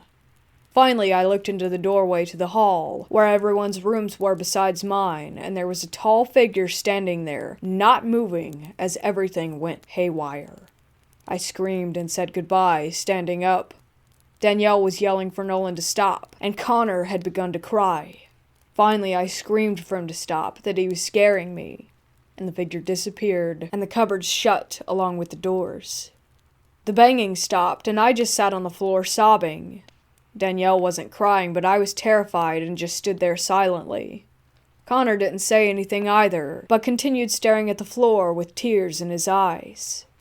Finally, our parents got home, and me and Danielle went to my room while Connor went back to the basement where he stayed with my aunt and grandpa. Danielle had fallen asleep, but I couldn't, so I began talking out loud as I felt Nolan was in the room. I started saying how it wasn't okay that he had really scared me, and I felt the breathing on my neck. Finally, I fell asleep, and things were fine. I dreamt about him again, and all was normal. About a week after that, Connor wanted to talk to Nolan again. Apparently, Nolan was giving him nightmares, ones where he was chasing him throughout our house, trying to kill him. Nolan would scream about how Connor needed to leave me alone and stop bothering me, or he would kill him. Connor was obviously terrified, and wanted to say sorry, I guess. I'm not sure, but me and him sat down with Danielle's board, which she had left the week prior, and we began to talk with him. Nolan kept spelling out things like murder, angry, and my name over and over again. Our candles went out and knocking began on the window behind me. It went very slow at first, just a simple knock, knock, knock. Me and Connor froze. I couldn't move and I didn't want to turn around. Finally, I told Nolan that I was scared and that he needed to leave Connor alone and stop. The knocking stopped, and the board spelled out, sorry, then, Connor bad. After that, Connor decided to call it quits and go to bed. I decided to go into my room and try to talk to Nolan again. I started by being nice and asking him to knock once for yes, two for no, something that we usually did. But he got angry fast. He started to bang on my walls at the mention of Connor. My lights went out, and so did my TV. The banging was loud, and if I'm honest, it was terrifying. He was throwing my pillows and banging on my windows, like the night that Danielle was here. I was crying so hard that I could barely breathe and was hyperventilating and sobbing so hard that I could barely talk. Nolan stopped after I let out a strangled cry for him to leave me alone. After that, he stayed away, for a day at least. The next day I woke up, and the Ouija board sat in the middle of my room. I kicked it hard and walked downstairs. I was eating at the kitchen table talking to Connor about the night before. He said he had another dream about Nolan, except it wasn't a nightmare. It was exactly like mine in the park. They talked. I'm still confused about why Nolan would do this. I felt breathing on my neck while eating and basically told Nolan to screw off. I was still mad at him from last night. He did pretty quickly. I didn't feel him for a while, until last night, when Danielle came over for a sleepover and I decided to talk to Nolan. He obviously wanted to talk, so he sat up in my room, and he came through faster than I've ever seen. Now what happened next is what I really need some answers for. We began talking and he spelt out sorry, but then he did something I've never seen him do. He spelt out love, and I honestly don't know what that means. He would emphasize it, and barely answer any questions after that.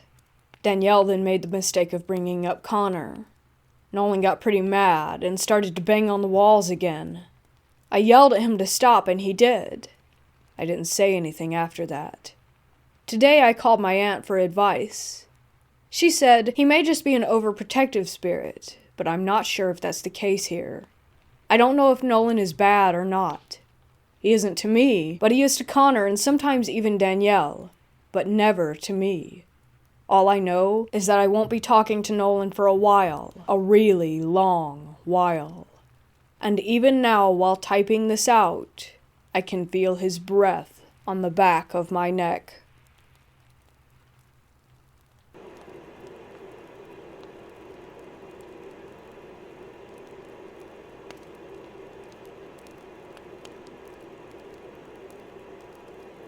I travel to many different cemeteries for work in Massachusetts. I'm a grave salesperson and go to these cemeteries on an as-needed basis. One day I was finishing up a sale and decided to use the bathroom in the tiny office shed in the back of the cemetery.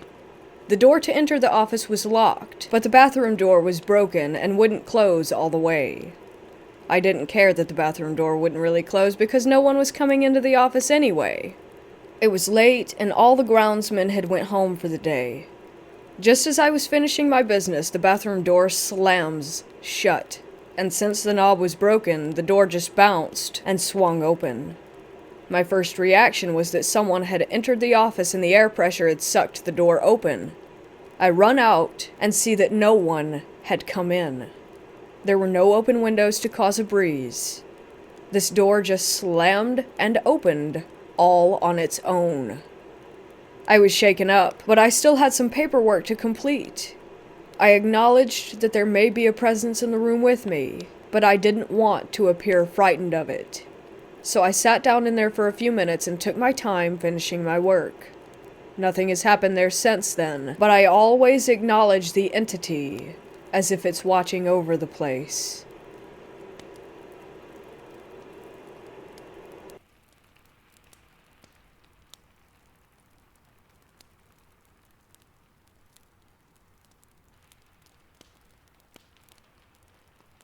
I remember around 12 years ago, when I was around 11 or 12, I stayed over at my grandmother's a lot to keep her company after my grandfather passed away. I was lying in bed one night. I had just turned the TV off to go to sleep when I heard a creaking sound outside the door, but I just thought it was Grandma going to the bathroom since she had to walk past my room to get there. Then, I heard the handle being pulled down, and again I just thought it was my grandma, maybe just coming in to say goodnight before bed. As I looked toward the door, I saw a large, white hand grip the edge of the door, and instantly I knew it wasn't her. I was too terrified to say or do anything, so I just kept watching as the door slowly opened. Because of the window at the top of the stairs outside the room, there was just enough light from the streetlights outside coming through to see what it was. It was a tall, slightly transparent figure.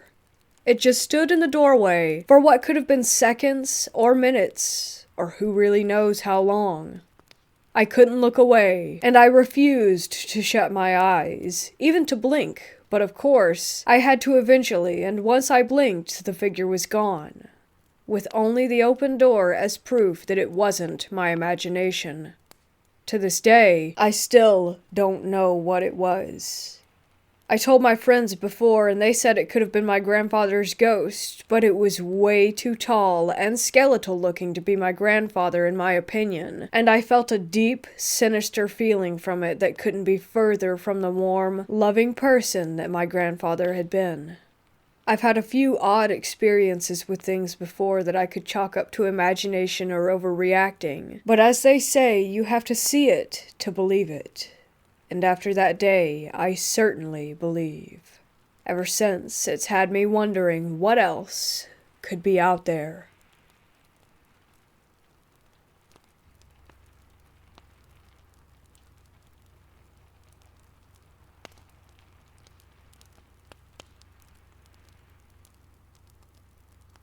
About 10 years ago, I moved into a new home in Indiana with 3 roommates.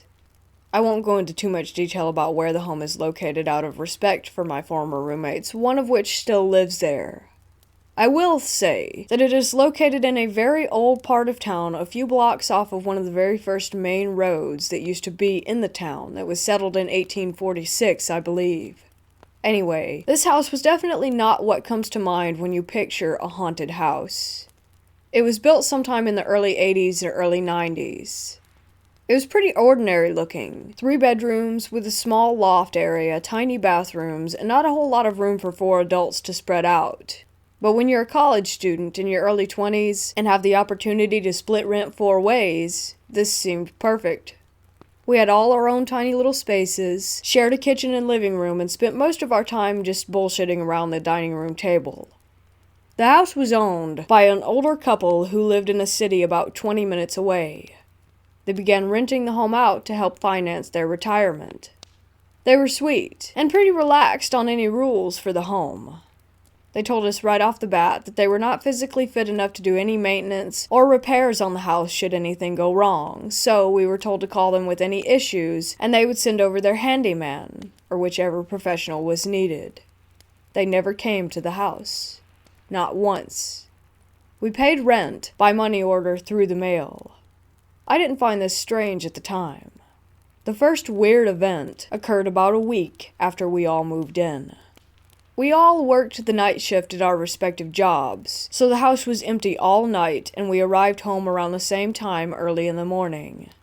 We dragged ass into the living room to enjoy some sort of fast food breakfast before passing out when we realized that the entire carpet downstairs was soaked. A pipe had burst beneath our dishwasher during the night and flooded the kitchen, dining room, and living room. Our landlords had the floor replaced within a week, and we went on with our lives. Then, about a week later, we were baking cookies in the oven when all of a sudden the cookies burst into flames. The oven was producing so much heat that I was afraid that the whole thing would catch on fire.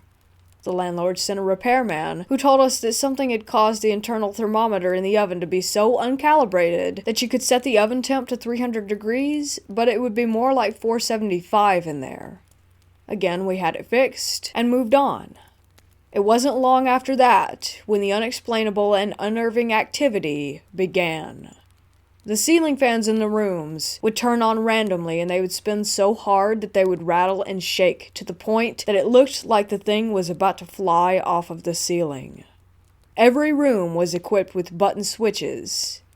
There are 4 buttons on the wall, 1 for the light and the other 3 for various speeds for the fan. The fan would make a 2-tone chiming noise when you would push the button to turn it on. No one would be able to turn on a fan without pretty much everyone in the house hearing this chime. We were creeped out, but chalked it up to faulty wiring or a power surge. That chime still haunts my dreams. Then came the TV issue. We all pulled together to buy a large flat-screen TV for our living room, brand new, name brand, extra warranty. The TV would turn on by itself constantly. We returned it to the store, exchanging it for a new one, and thought it would be fine. We would be outside or in a different room and hear the chime, go turn the fan off, and realize that the TV had just turned itself on. This happened 5 or 6 times a day. It was unable to be ignored. 2 separate things in 2 different rooms turning on almost simultaneously. The electrician was called. He found no signs of faulty wiring, and I think he thought we were making it up. After months of this, we began to hear the whistling. 3 notes whistled by an unseen force at all times during the day. This would usually happen when you were in a room by yourself. I would get this sick, anxious feeling like I was being watched, and right then, I would hear the whistle. Someone or something wanted our attention, and he got it. 3 of us were totally convinced that our house was haunted. Our other roommate was a skeptic, and also pretty much had to make this living situation work, or he would be sleeping in his car. About 1.5 years of living in this house, dealing with constant phenomena, it ramped up again. We would be in the kitchen making dinner, go eat in the living room, and come back to find every cabinet door open. Sometimes the refrigerator and oven doors were open too. This happened probably 3 or 4 times a week, on top of all the other crap. I was over it, but had no idea how to fix it. I went to Borders bookstore and got a few books about ghosts and hauntings and different information about getting rid of the creepies in one's home. I decided to do a smudging, and I could not have been more sorry about that decision. We planned to do all the sage smudging together, and our Catholic roommate also had his priest come in and do a house blessing that same day. Holy oil and water were sprinkled in each room, the smell of white sage burning. We thought it was over. The next morning, I was walking downstairs like I had 1,000,000 times before, when my feet completely flew out from under me and I was airborne. I remember thinking, this isn't possible, right before I smashed into the stairs. I landed on my back, right at the edge of them. Picture Lucy pulling the football away before Charlie Brown can kick it, and his tiny feet are kicking in the air. I was Charlie Brown. I landed not on my butt or side, but squarely on my thoracic spine, the upper area of my spine. How on earth did I defy gravity? I had now tripped. I was barefoot on carpeted stairs, sober, and holding the railing. I didn't feel a push. I felt a sweeping force take my legs out from under me. I broke 4 vertebrae in my back, about parallel with my shoulder blades. I've had injections and nerve damage and back braces and a chronic pain that isn't normal for someone in their 20s. I began to look for a new place to live. I found out that I was pregnant with my son about 2 months later, and decided that the risk was too great to live in that house pregnant, so I packed up that night, told my roommates that I would continue to pay my portion of the rent until our lease was up, and moved back in with my parents. I was only staying with my parents for about a month before finding a new safe place for my baby, my now husband, and I. But I lived constantly on edge thinking, what if it followed me? It didn't. What did follow me are the nightmares where I relive the feeling of terror and dread washing over me, and every so often, I can still hear the whistle.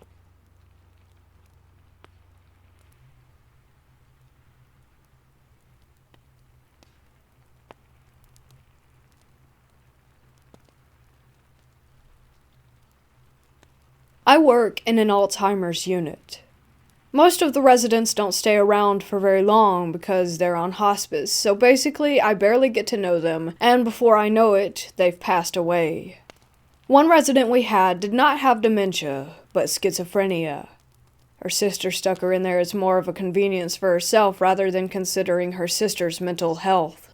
The resident was extremely bright, and remembered silly things that even I couldn't recall that had happened. Once COVID hit, she decided life wasn't worth living, and that she would never get better. She starved herself to death. It was heartbreaking, and she suffered many delusions and manic episodes during her last days. Nothing out of the ordinary had happened the month following her passing, until the fire alarm went off out of nowhere during lunch. My coworker and I immediately went to guard the outside doors since they would unlock automatically once the fire alarm was triggered. We assumed it was another drill and were annoyed that it had happened at such a busy time of the day. On my way to the back door, I popped my head into each room just to make sure that everything was clear. When I came to that empty room, the minute that I opened the door, it was frigid. I assumed that it was normal since the room was empty and thought nothing more of it. I stood by the back door and waited for the alarm to stop. My boss came back with a concerned look on his face and told me that the alarm system said that it was coming from the room where that resident had just recently passed. I explained to him that that would be impossible because I had just checked and there was no sign of a fire. The alarm continued to go haywire for another 30 minutes, even when shut off. It was extremely bizarre. Afterward, I had asked out loud if it was our resident who had just passed, and it felt like a warm bucket of water was dumped over my head, and I couldn't resist the urge to cry. The kind of crying and sobbing that hurts your entire body. Sometimes she opens the fire extinguisher box to remind me that she's still around. You need a key and a strong arm to crank that box open. Anyway, I found it open again today after doing rounds, and was reminded of this experience.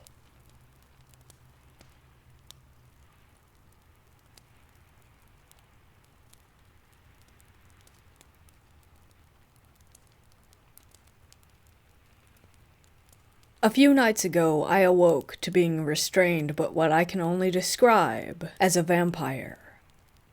I'm familiar with the paranormal, but this was a particularly impressive experience. I was pinned to my bed, trapped underneath the body of a young woman. It was as if she was trying to bite me, but at the same time doing everything in her power to stop herself.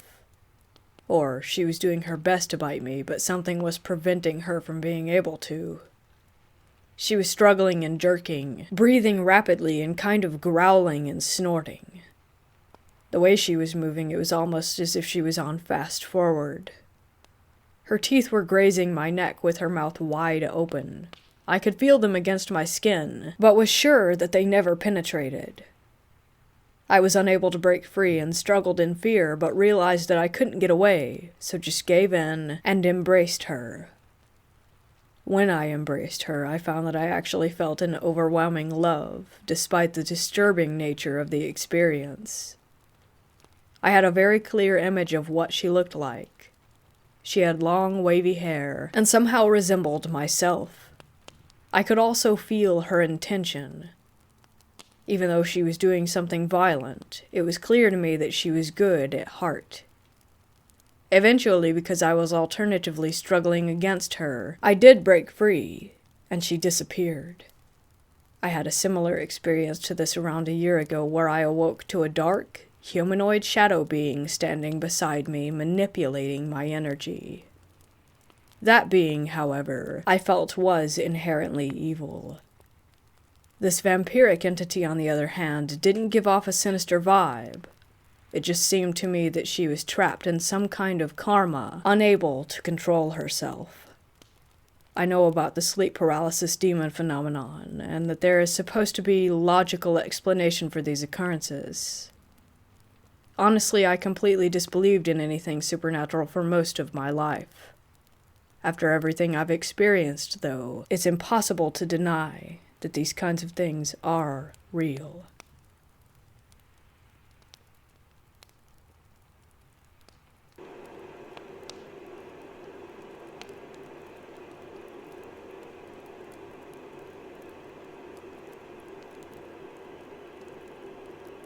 This was a pretty surreal experience for me, and the few people that I've told agreed that perhaps someone was watching over me and warning me.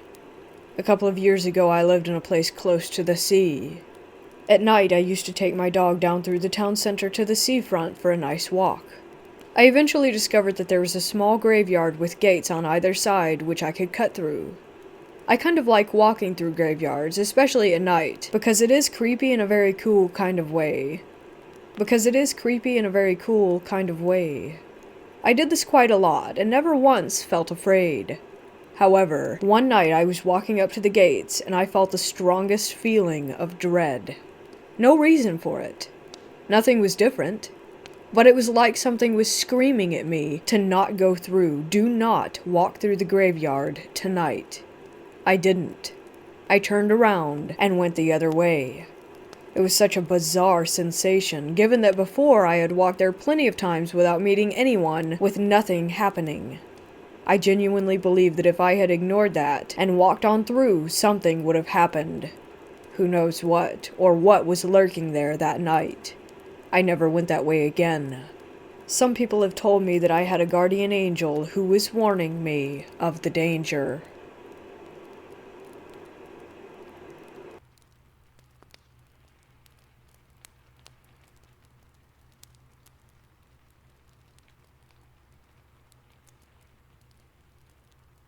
I'm a die-hard agnostic skeptic with an open mind.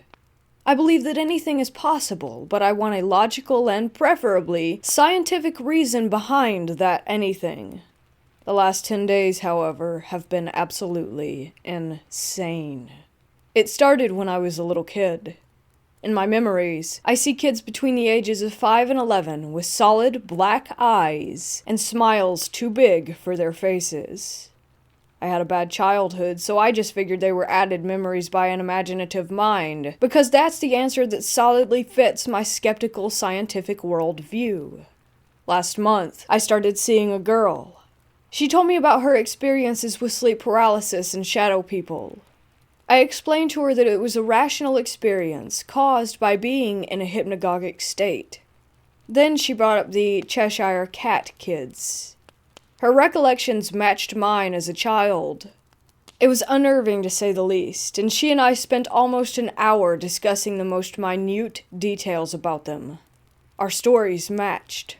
So, she does acid with her friends about 10 days ago, and told me that she stepped outside.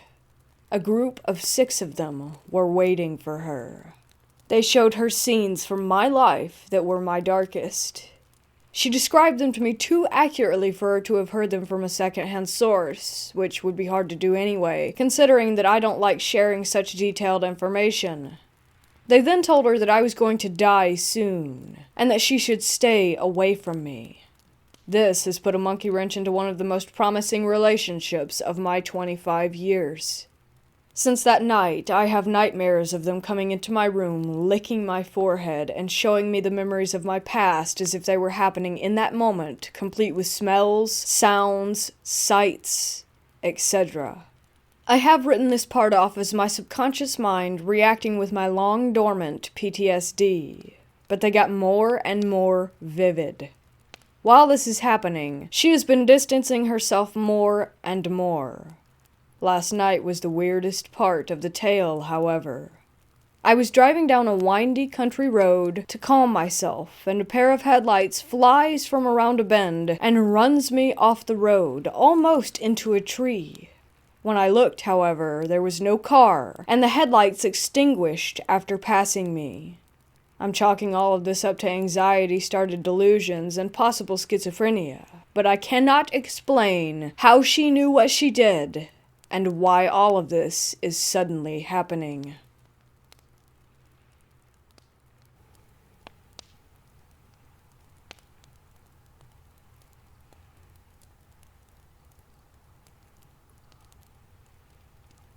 At first, I thought she was on drugs.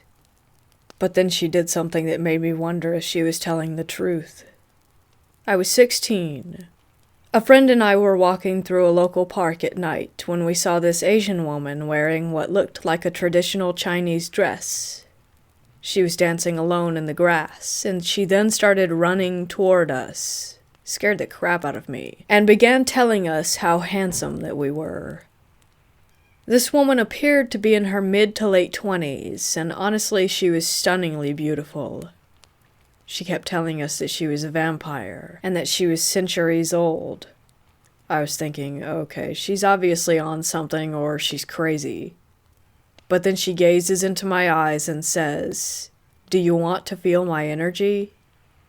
I said sure, and she then placed her hand a few inches from my face. The amount of energy or whatever it was that came from her hand caused my entire skull to vibrate and made me extremely dizzy. I have no idea what that could have been. I have never seen her again to this day, but I often think about it. I'm 23 now. I tried researching Asian myths and legends, trying to discover some kind of spirit or demon common to a specific culture that resembles her.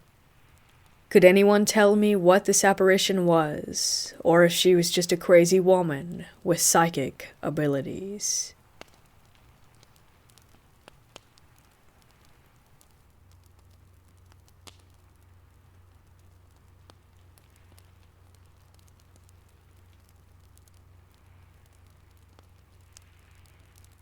From as early as I can remember, I used to fall asleep watching old, reel-to-reel black and white cartoons on my wall, like Steamboat Willie. I clearly remember the jittery, shutter-like quality of the cartoon from the old reel-to-reel projector. There was no actual movie projector in my room. At night, I would wake up to someone tapping me on the shoulder. I had a usual routine that I followed when it happened, which involved burying myself under my covers and telling myself that I would count to 7 and then turn over to see what was there. Not sure if there's a significance to 7. To this day, I like to end things with 7. For example, I set my alarm at 6:27 and not 6:30. But anyhow, I would go through the counting routine multiple times. I wanted to see what was there, but I was a kid and didn't really want to see what was there. My mom would tell me that I just needed to confront it and tell it to leave me alone. It took years to build up that courage. I don't remember exactly how long, but I must have been in my early teens before I actually did get the nerve up to turn over right away and tell it to leave me alone and stop tapping me on the shoulder. Once I confronted it, it did stop. Then comes my baby sister when I was 15. She would wake up screaming in the middle of the night quite often. Once she was old enough to talk, she said that she was scared of the hand that came up between her wall and the bed and tapped her on the shoulder at night.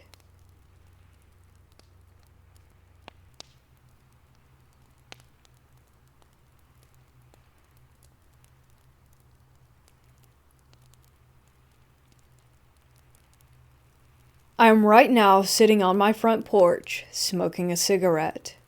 I cannot bring myself to go back inside my house. There is someone in there. Just over 2 months ago, I moved into a new house after losing nearly everything to COVID. I won't go into details or draw this out. Typing this out makes my eyes well, and every hair on my body stands straight up, but damn it, I saw a human-shaped shadow in my walk-in closet. Am I going crazy? Maybe, but I know that I am not at the same time. This is what happened. I was laying on my bed browsing Reddit, and from the corner of my eye, I caught movement coming from my closet. Within literal milliseconds, I turn and see someone standing inside of it, looking right at me. I flipped out, sprung up, ran out of my room, slammed the door, and grabbed a kitchen knife. I yelled and screamed about calling police, that I had a knife, and basically acted like a scared monkey. No response. After about a minute of yelling and screaming, and realizing that I had left my phone in my bedroom to call 911, I slowly peeked in. There was simply nothing there. Nothing. No one could have gone anywhere. I am pissed and terrified about this. I saw this person. I saw their shape, their movement, their arms.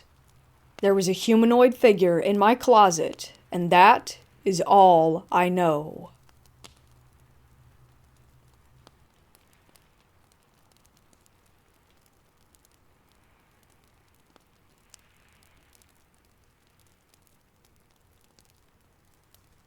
Ever since we moved to our new house, I hear someone playing in my son's room when he's outside. Generally, I just wrote it off as something he placed precariously, that just fell or something, and then I saw it. Or her, rather. I was sitting on my couch talking with the wife about whatever we were going on about, and when I turned my head back to look at my wife, I saw a little blonde girl in a white dress peeking around the corner of our hall entrance that leads to my son's upstairs room. I immediately asked my wife if she saw it, but of course she was looking at me when it happened. It was basically right behind her. Just the other day I heard what I thought was my wife calling out, "Hey!" as she was doing laundry. I got up to see what she wanted, and she had no idea what I was talking about, and said that she didn't say anything. And she didn't hear anything either, even though the sound came from the area where she was, at the bottom of the stairs that lead to my son's room. Are there any Android apps or something that can help me communicate with the spirit that I believe is in this house? She seems playful, and sometimes I hear my son playing alone, talking to someone that isn't there, but when I ask him, he says he's just talking to his toys.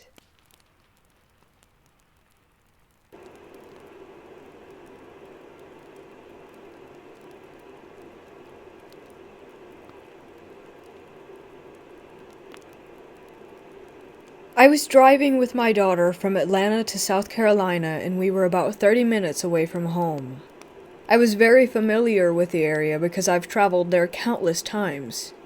As we passed by a church, my daughter said, "Did you see that lady?" I'm like, "What lady?" She explained that there was a woman walking among the tombstones in the graveyard. I'm like, "Let me turn around and see." Now, I had gone just a minute or so down the road before I turned around so that I was sure to see her. As we got to the church, I slowed down almost to the point of stopping, and there was no one. I turned around and actually stopped in front of the graveyard, and nobody was there. Now, this church was very isolated. There were no other houses for at least a mile or two. We didn't see any cars that might have been broken down, and there were woods to the back of the church.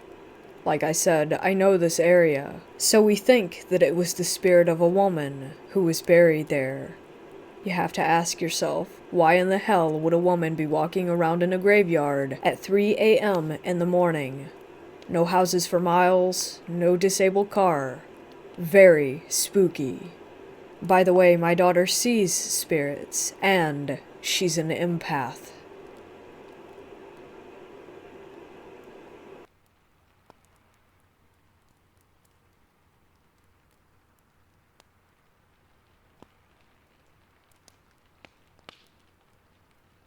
For some context, I live in an apartment with 3 other people while we go to college, but it's currently just me until January since the others went back home. I was singing a song that got stuck in my head when I heard whistling from the kitchen at the same time to the same tune. I thought one of the other roommates may have come back early, so I shouted out to them, but didn't get a response. I went to the kitchen, which is only just a few feet from the bathroom, and no one was there or anywhere else in the apartment. I checked the hallway outside, but didn't see anyone or hear a door open and shut in the few seconds that it took for me to get to the door. The whistling was very airy, as if it was someone who couldn't whistle very well. This isn't the first thing that happened to me in the last few weeks, but it's definitely the weirdest. It could just be my imagination, but it sounded like someone was directly outside the bathroom door, whistling toward it. The other thing that happened was far less weird, and could have just been me not paying attention, but I came back from work to find that the lights in my roommate's room were on, and the fan was blowing out at the door.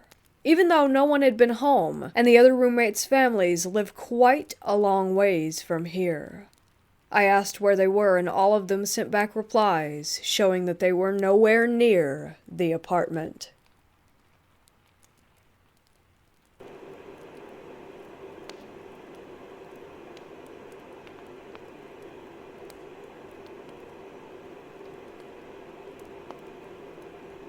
A few years ago, I was on holiday in the south of France with my boyfriend, now fiancé, and his family. We stayed in a small village about half an hour inland. One afternoon, me and my boyfriend went for a walk around the village and came across a church cemetery, so we went in to have a look. It wasn't creepy or anything, as it was just daytime, and it was right in the middle of the village, and there were a few cars going past and several people walking around. The cemetery was interesting to us because it was different to a British one, as there were little tombs the size of a garden shed around the edge that were very old and had whole families buried inside. After walking around for a while, we walked up to one of the tombs that had no glass on the door and looked inside. You couldn't see anything odd in there. There was a cross on the wall and a vase that would have had flowers in it. But the smell and the atmosphere changed right outside that tomb. It made us both feel ill, like a sudden sense of dread overtook everything. The air seemed stale. We left quite swiftly, and I felt as if we were being followed after that, until we left the cemetery and got back onto the pavement.